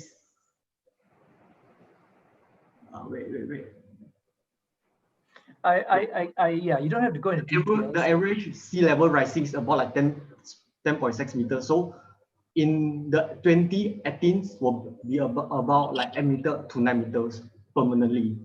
I think the critical question here is not whether it's 2018 or 2029. It's when, with the data you have, the scientific data you have, when does it reach optimum and it will not go up anymore, sort of thing, you know? It's sometime in the future based on your projection, but what is that rise in level from now? Is it 20 meters, 30, 40 meters? 50 meters? Currently is like about like 1.5 meter from the danger levels. You can see this is the existing. Yeah, I think the question is when do you see it stopping in rising? It's stopping in rising. Yeah. For the in the current state, or no, in the future. In the future. When would it, how high will it be the maximum? How high it will be in the 16 years? Based on my calculation, it will be about like 8 meter, stop at the 8 meter. Okay, so you see 8 meters from now. So your so-called utopian chunk, which you bite off from the whole city, that's based on 8 meters above now, is it? Yeah. So the 8 meters, is it only going to flood that part which you are building for, or is it going to flood the whole of Kota Bharu? Or be flood the whole Kota Bharu because it's near to the. Yeah, so is your scheme for the whole of Kota Bharu, or are you just doing a prototype chunk which you say you can replicate and keep on extending for the whole of Kota Bharu? Actually, I try to make this design can be more typical, so it can be like IBS system. It can be massive produce in the others like flood area. So it's the utopian IBS sort of like urban chunk. You just keep on 3D printing it, and it just comes out, and you know, fills whole. Without the lead, if you had told us that, then we'll go along with you. It's very unlikely that we'll do that kind of thing, but it's kind of entertaining. It's something to think about. You know, how do we deal with flooding? Other than what two of my colleagues have said, we just move out. We just go and, you know, go up highlands and just start again, sort of thing, you know. Yeah, like just now the Hafiz got talk about when if let's say everyone need to move to the furthest, like the highest lands to do a settlement, but when how fast we can develop a new place, become a place for the people to settle. Well, I mean, if we start now, we'll sure be on time. Not a problem, and it'll give us a lot of work to do as well. Now that we're going to recession, sort of thing, you know. That's the sort of argument that you're bringing us into. If we do go to a higher land to build, then obviously we won't be building this kind of thing. So the topic is this kind of thing the better bet, or shall we now quickly, slowly pack up and find some highland somewhere and, you know, start rebuilding?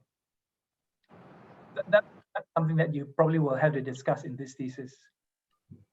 But having said that, I think it's wonderful. I think it's good that you've chosen something. Obviously, you had a lot of fun. Yeah, you need to have a lot of fun with the final project, and then you take away and you just market yourself. Even though we never build it, you will still get lots of employees who say, "Oh, this is quite good," you know. So come and join me, sort of thing.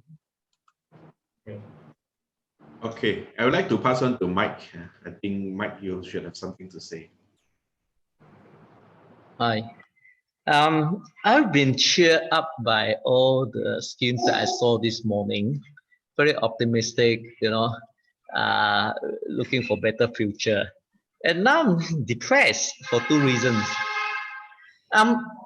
It made me feel old, remind me of my age. It's kind of archigram revisit.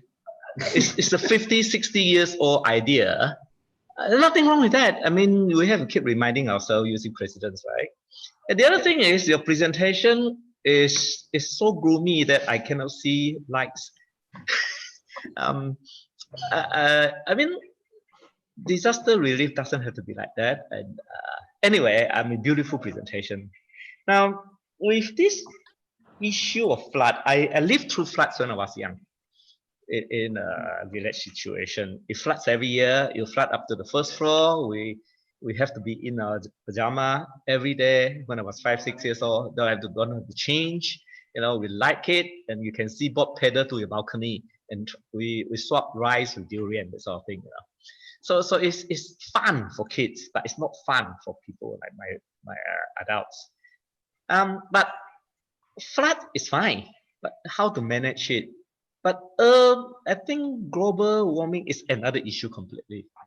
I think that there are two different things, right?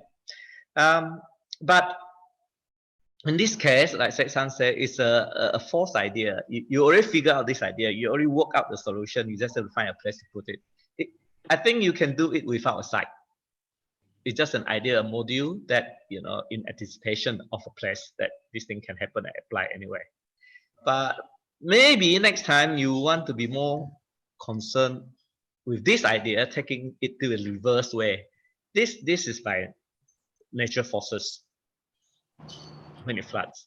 But we have another man-made situation where people flood places and there are displacements. How do you deal with those people and those issues? I'm talking about dams, and we have a lot of those, you know, happening. And that really is an issue that we have not looked into in a kind of a debate, kind of this idea into debates of what is good and what is bad, and what when you have to deal with it, how do you deal with it, and for who and for what, you know, the social economical causes of it. So I think that will be a challenge I throw to you again. So it looks like you're going to study forever. So I like this sort of thing because it's provocative. I don't think it's architecture that gives a solution. It's actually architecture of questioning. Architecture, there are many forms, right? One of the forms is to take up a position and keep questioning and asking people to think rather than be happy with what we have. And this is one of those things. Yeah. But in reality, and there are so many examples happening. About 10 years ago, I met a Thai architect, a young Thai architect called Chuta. I don't know whether you heard of him. That was after the flood, you know, a few big flood in Bangkok. Then they have to really deal with it. And he was designing floating houses like a pontoon, anchor with piers. It's real life situations. And those things are more practical. But then again, it doesn't address the issue of what the question that Ian asked: when will the water stop rising? After 8 meters, when it go up to 10 and 12, what do you do? Anyway, I just like this and have fun, and that's it. Okay. Thanks, sir. Yeah, thanks, Mike. Any more comments from the ground? Any more ideas? Anything more to say? This is our last candidate.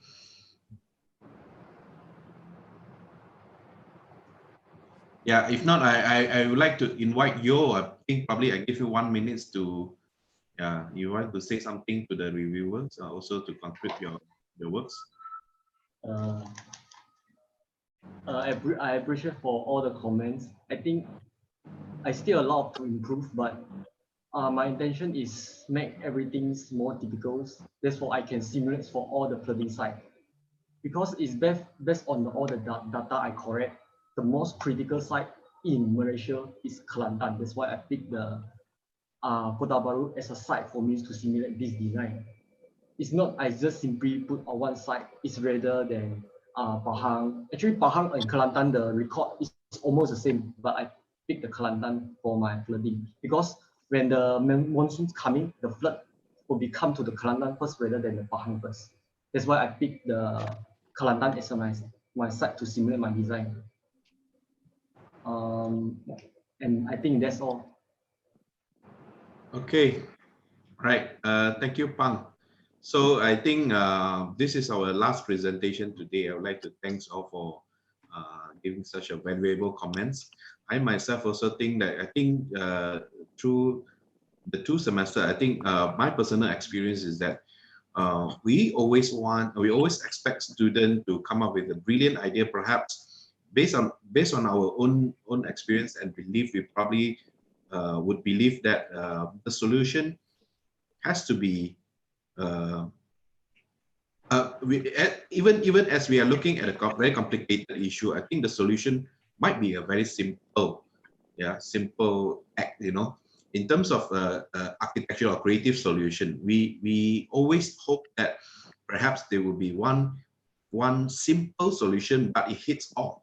It hits all. This is how I think, as a practitioner, or maybe we tend to believe that, because we often consider all kind of aspects, including the time, including the investment, all those things putting together. We always try to seek a perfect solution, or maybe the things that at least we ourselves believe in. But what I think the different things that I learned from the student is that they are not looking at that kind of aspect. They rather make things even more complicated. They sometimes, I would say, from our point of view, maybe we will perceive it as mistakes. A lot of interesting mistakes they have made. Yeah, but I think as an educator, I think I'm quite actually happy to see the courage of them. Yeah. So even maybe it is kind of like innocent, or maybe they do not know how, but eventually they will go to the opposite direction, or go to another direction. And when we realize this, and we always try to pull them back, back to whatever things that we believe. But I do think that sometimes when students propose something that is really out of logic, perhaps it's open up our imagination, or maybe something that we ourselves never questioned before. Yeah, I think this is what I personally feel when it comes to the design studio, especially for the final presentation. That is why I personally enjoy very much of today's presentation. I would like to congratulate the students for, I think 1 year is not easy. It's like a super marathon, I would say, because once you pick these topics, some of you perhaps struggle in the middle because you yourself begin to disbelieve it. Yeah, you feel like you're unlucky, you pick up the wrong topics or whatever things, but you still have to carry on until the last moment. I think I would like to congratulate you, at least that this is what the meaning of the master thesis is about. I think at least that you try to pick up something which is even something that I have not seen before, but you try to push it through.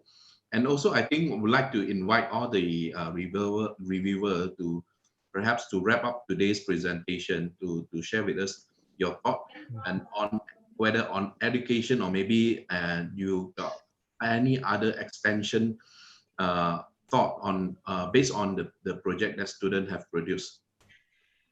Yeah. May I start with Prof. Touch? Yeah. It's a short one. I'm reminded of the words by architect Lawrence Lowe about 20 years ago, when I was in UTM, a young lecturer. He came as an examiner, and then at the meeting with the lecturers, he said just one thing. He said, the measure of a good school of architecture, he said, is simply that when I, as a practitioner, come to the university, that I would learn something. Meaning that he looked forward to come to the university in order for him to extend his knowledge by learning from the students' work and the lecturers' work.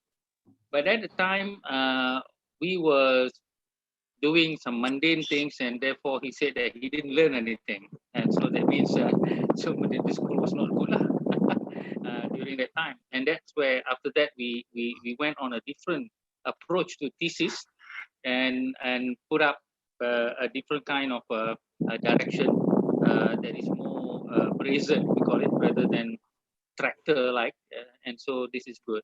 So with a lot of this project, I always say that something that produces more question is the thing that is worth looking into, rather than a quick solution, which is what we find in our ordinary life.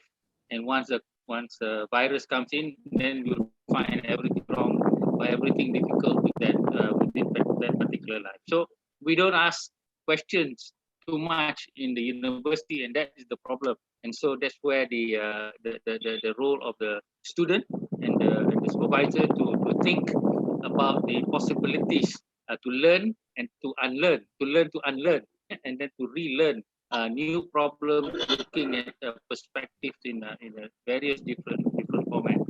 And I think this is what we are heading towards. And I'm glad, as I said, that just to inform that maybe we can have a mixture of panelists, Theo, next time with some anthropologists or some artists or some politician. Susah lah nak dapat with this kind of thing. So thank you very much. I enjoyed my time today with all of you. Thanks a lot, Mike, Ian, and Shen. Thank you. And Mustafa kat situ was it Azmi? Hafiz. Okay, sorry. All right, thank you guys. Thank you. Sorry, I didn't know that Alan are still around. Alan, are you still around? Alan dah masuk balik ke? No. But Seksan's there. Oh. I was okay, thank you. So now I'm back in office. Okay. Yeah. So Alan, maybe you would like to comment on Yo's work, or you would like to just wrap up? I think just overall for the students. Yo, I think he moved his site from Klang, right? From Klang, Pulau Indah to Kota Baru. I think at least he look at the issues in a wider context on as he stated earlier in the opening of his presentation, that Kota Baru is a more flood-prone city amongst all the cities in Malaysia, and he actually took the problem to Kota Baru and try to resolve it based on a more relevant site context. Okay, so but what I want to say regarding this group of 5 students here, I'm very happy to see all of your progress, I think, from the last semester. And it's also good to see that the students actually looking into their own hometown and look at how they can contribute as an architect. I think a lot of times we often look at it as making big buildings and iconic buildings. Not everyone has to be a Zaha Hadid, and I think it's more relevant now that with this lockdown and MCO, we start to look at how we can approach things in a different manner. From rural planning, it's not urban planning, but rural planning, looking at building that is more responsive to the local economy, because I think our country has looked at our country's policy has been about industrialization. If you look at Japan, even though their economy is very advanced, they have the most cutting-edge technology, but their economy is purely still based on agriculture. If you travel around the Japanese countryside, right, 90% of the population are still work in the agriculture-based economy. It's not just technology. So I think it's something that we should pick up ourselves as well in Malaysia, because we have a good climate to develop our agriculture, but we still have to import rice for our own local consumption. So this is something that we should look at. Yeah. Thank you. Yeah, their politician work for the people. Our politicians steal from the people. That's the problem. Okay, and I'd like to pass to who? Mike. Okay. Can I not be the last this time? Yeah. Okay. I have a question to students. First, I noticed your presentation that you submitted 2 weeks ago. I had a good look of them. And then I looked at what you presented today. I just wonder, does this kind of away from studio and online situation now good for you? What is your comment? I mean, how do you feel? We need to know, because we have to live with it. And there are educators here. We really need feedback. I am saying that because I would not tell you why I said that. I want to hear from you first. Okay, I think student, you need to answer it quickly. Nico? To me, I feel there's a good and bad in terms of physical models to work on the development process in terms, models. And then another part is working from your home base. So I think there are much more development in terms of theoretical aspect on how you can develop more in your design. But of course, you still have to engage with your supervisors and stuff like that. It's workable in a way, but to develop more of that, I think it's still more, there's still more physical things that I could have done more to explore in the design aspect, I feel. But overall, I think, okay lah, not that bad. Rafi?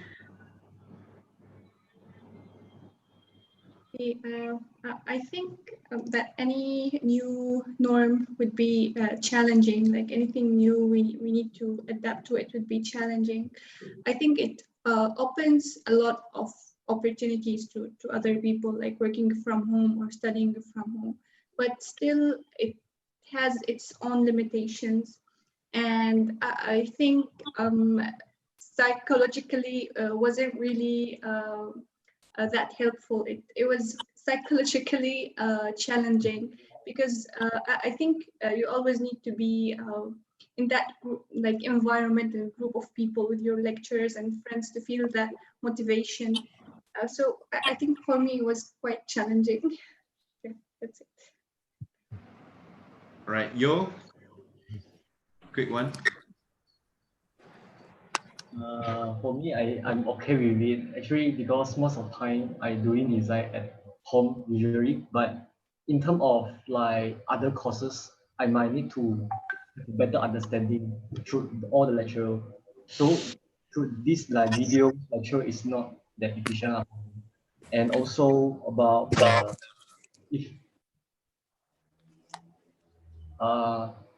if let's say I want to doing some brainstorming, discuss with friends is very hard in this situation. And that's all. Yeah. Okay, Jonathan? For me, it's like mostly I'm also okay for that. but the bigger challenge that is what I'm learned is how to I present it. I think is another of the project, how do you design the board. Is definitely is different and when you present it and you need to filter out and which and like the sequence, how do you present it and which of the next is what the drawings and that is telling your topic itself. I think that one is a big challenge for me.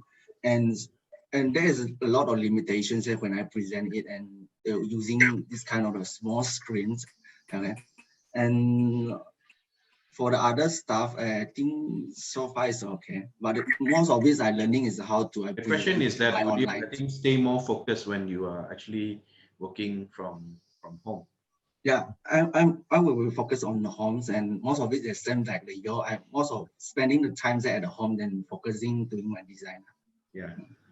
And Suhan?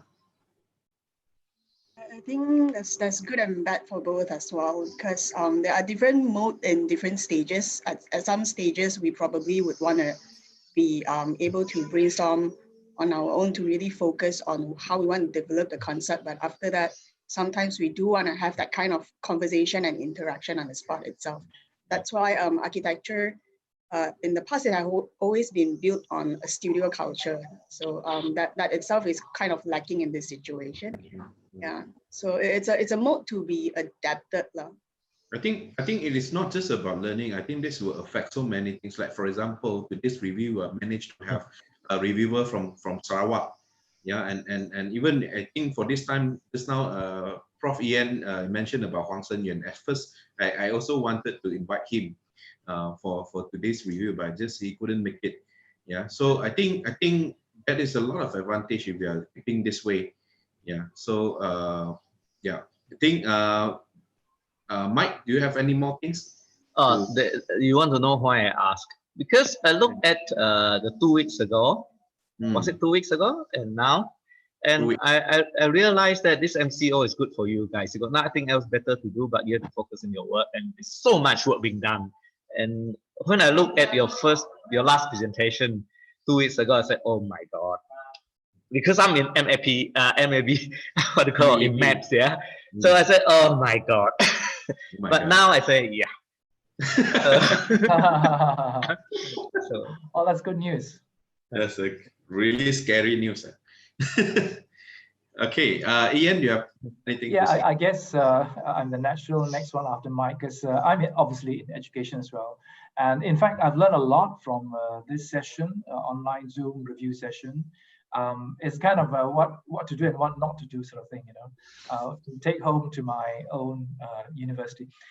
Thank you, Chi Kyung, for inviting me. It was only 2 midnights ago when I just messaged you to ask, when is your final review? And before I knew it, you said, yeah, why don't you join us, sort of thing, you know. I'm glad I did. And I think the work of the 5 of you are really courageous, admirable. And I guess well, you don't really need advice, more a comment that if you have pushed yourself beyond your usual limit, I think you should be happy with that. Never mind what grades come out. You've taxed yourself, you know, you've found out you're optimal, and you've taken risks, and you have gone out of your comfort zone. I think that's important, and you should be happy with the product you have in hand to take with you, because it's a milestone, it's a hurdle in your development, your career and architectural thinking development. And I think all 5 of you should be proud of yourselves. Thank you so much. Thanks, Ian. Mustafa? This is where I think the students will now know where is their professional direction. From the topics of their masters, it will actually show out where is their path heading to, because the amount of their interest and their readings will tell your next course of action. So that's why I say it's, you know, what do you profess in your design? What do you profess in your thesis? So I also learned a lot from you guys and girls, in the sense that some things we have to actually do it in a different way to tell others. And this is where your ideas become, you need to use cutting edge presentation skills in order to get your ideas across, and how you do it within the 6x4-inch screen, and how to do it within 10 minutes. You know, it's no more the big boards. So your communication skills, your choice of words, and hopefully your vocabulary has actually increased to about what, 50,000 by the 5th year of your architecture, because that's what was expected of me. When I first started in school architecture, the first year you learn 10,000, then you learn 20, 30, 40, 50, and by now you should be into that.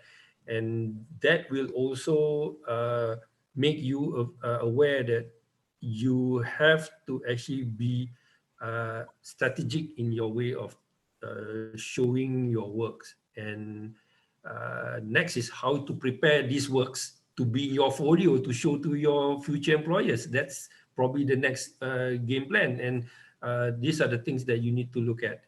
But I really enjoyed your work, and hope it will generate to your probably your PhD thesis or your what you call next course of education.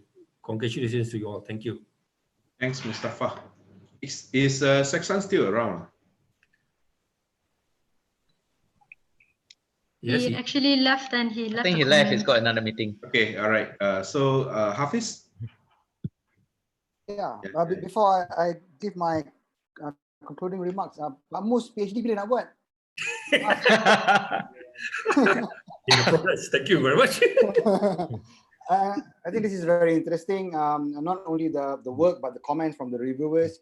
I would like to remind the students and also myself in this very long process in inquiry of knowledge. At the end of the day, it doesn't matter what pops up in your presentation deck or on the screen, but is to keep on asking yourself, what's your contribution to the society by taking this first step out of your learning phase. Yeah, your contribution to the society, and more importantly, is your contribution to your self-improvement. So I think you've done a good job, and keep on asking questions. That's all. Yeah, thanks, Hafiz. Pon Norizan, you've been with us since the morning. I think probably you have something to say. Yeah, and these are your baby. Thank you very much. Yes, I know this 5 students since they just started a year ago. So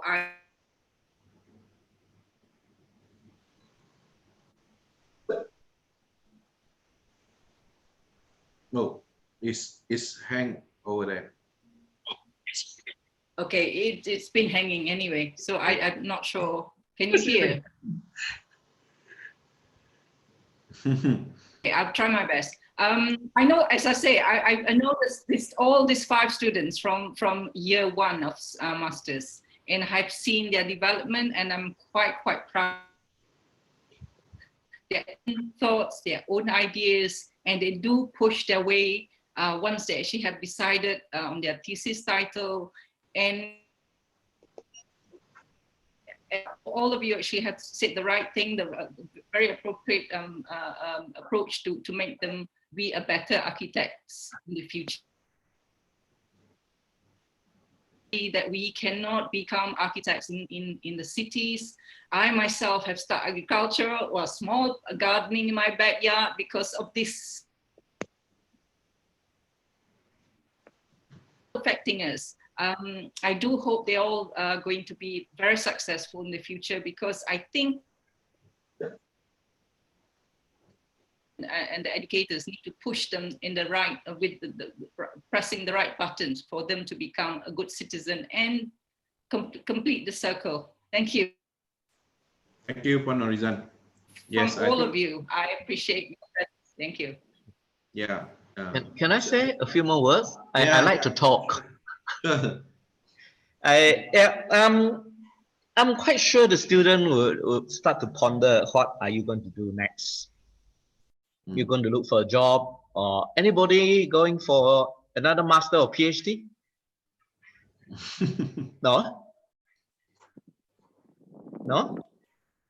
Okay, anyway, so I have this tag because I've been thinking a lot of what happened and what is going to happen, right? Things change so fast, and I don't operate AutoCAD. I don't know how to operate any of the computer program. I have to use computer, and now I have to deal with it. And I'm not learning how to do AutoCAD or SketchUp or whatever. I'm managing it only. But with this, that relate to the question I asked, when you're remote, you have to look, well, for me, I look at it in a very positive mode and say, okay, what does that lead me to? It opens up a network that it was quite slow to realize in the local conditions, which it happens a lot in other countries. So I think maybe you should capitalize on this. Take a brave step. Instead of thinking of have to work for an architect or a consulting firm, think of a kind of network system to offer yourself, and be brave. With one experience that I want to share is when I was in Bangladesh last year. I was very impressed, and in Pakistan also. I was very impressed with the university there, and the students are really upfront about what they're thinking, and they have surprised me a lot. And they're offering themselves. They're offering themselves not to the local. They're offering themselves internationally. Some of them, the ideas is taken up. Some of them actually doing some work while studying for government, right? So that leads me to my proposal, which I would like to reiterate. You know, the Sabah and Limbang connection. It continue with that dialogues and continue with that network. And maybe you don't need to work in an architecture firm. Maybe you know, I mean, you learn it from the other ways. I think it'll be quite tough to get the job. I'm not sure. Definitely, I'm a bankrupt architect, which I told Chi Kiong, I don't have projects. I don't know what I do. I just dream. So I mean, there's another way to survive. So anyway, all the best. Thanks, Mike. Okay. Any more? Ian, any more things to say? Prof?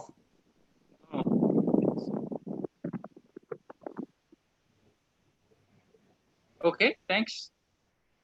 Okay, I think as a studio coordinator, right? I really I got some inspiration from today's meeting, this session. I think probably also I keep on thanking the MCO for pushing us, you know, to the other extent. I think probably what I would say to the student is that do not stop here, because the end of the master thesis doesn't mean that you basically done everything here.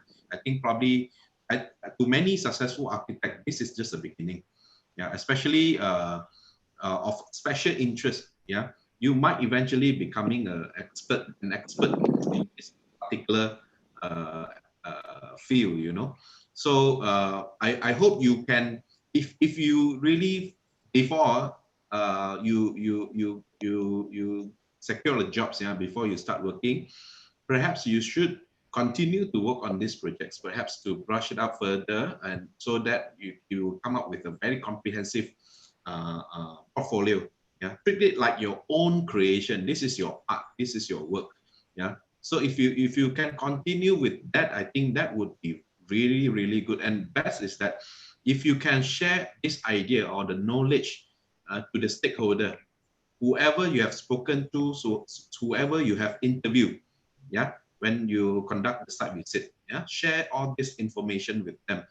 Who knows that all this the proposal might be accepted, yeah, might be adopted by the people, and eventually become some, you know, interesting outcomes you would never expect or imagine of. I think Mike also ask context of some of the students, so further maybe he can help to bring this up to the people he knows, yeah, and so to continue this. And I also wish that all 5 of you eventually you guys will become a strategy partner, yeah, because strategy partner meaning that you guys are working on different topics, and best is that on different side. Yeah, and on your hometown, if eventually all you guys return to your hometown, you will need support. Yeah, not just working alone, but you will need support. I think best is that if all our young architects eventually they knows how to connect and link up and to share information on all, and to share the story of what kind of whatever kind of challenges they're facing. So I think this would become a hopefully that this will become a new generation, new kind of architectural alliances, you know, new forces, yeah, coming into this industry. So we hope that this COVID-19, since that we actually see that all kinds of possibility, like let's say we can have this distant intellectual conversation, you know, with everyone here. In the future, most likely you can have collaboration with anyone in the world, providing that these people have internet connection. You can work with these people. So there is no more barrier, no more physical barrier in terms of the travel distance. I think you guys can, let's say, for example, Rafif, if you return to your country, Syria, yeah, if you're working on something which is meaningful and interesting, you might also need some support, yeah, from here that you have worked with. Yeah, this is my wrap-up comment. Okay. Yeah. So, yeah. Okay. If no more, then I would like to thank all for participate for your time and in this meeting. Yeah, and hopefully we will meet again. Thank you. Thank you, everyone. Bye. Thank you. Bye. Stay safe. Yeah. Thank you. Thank you.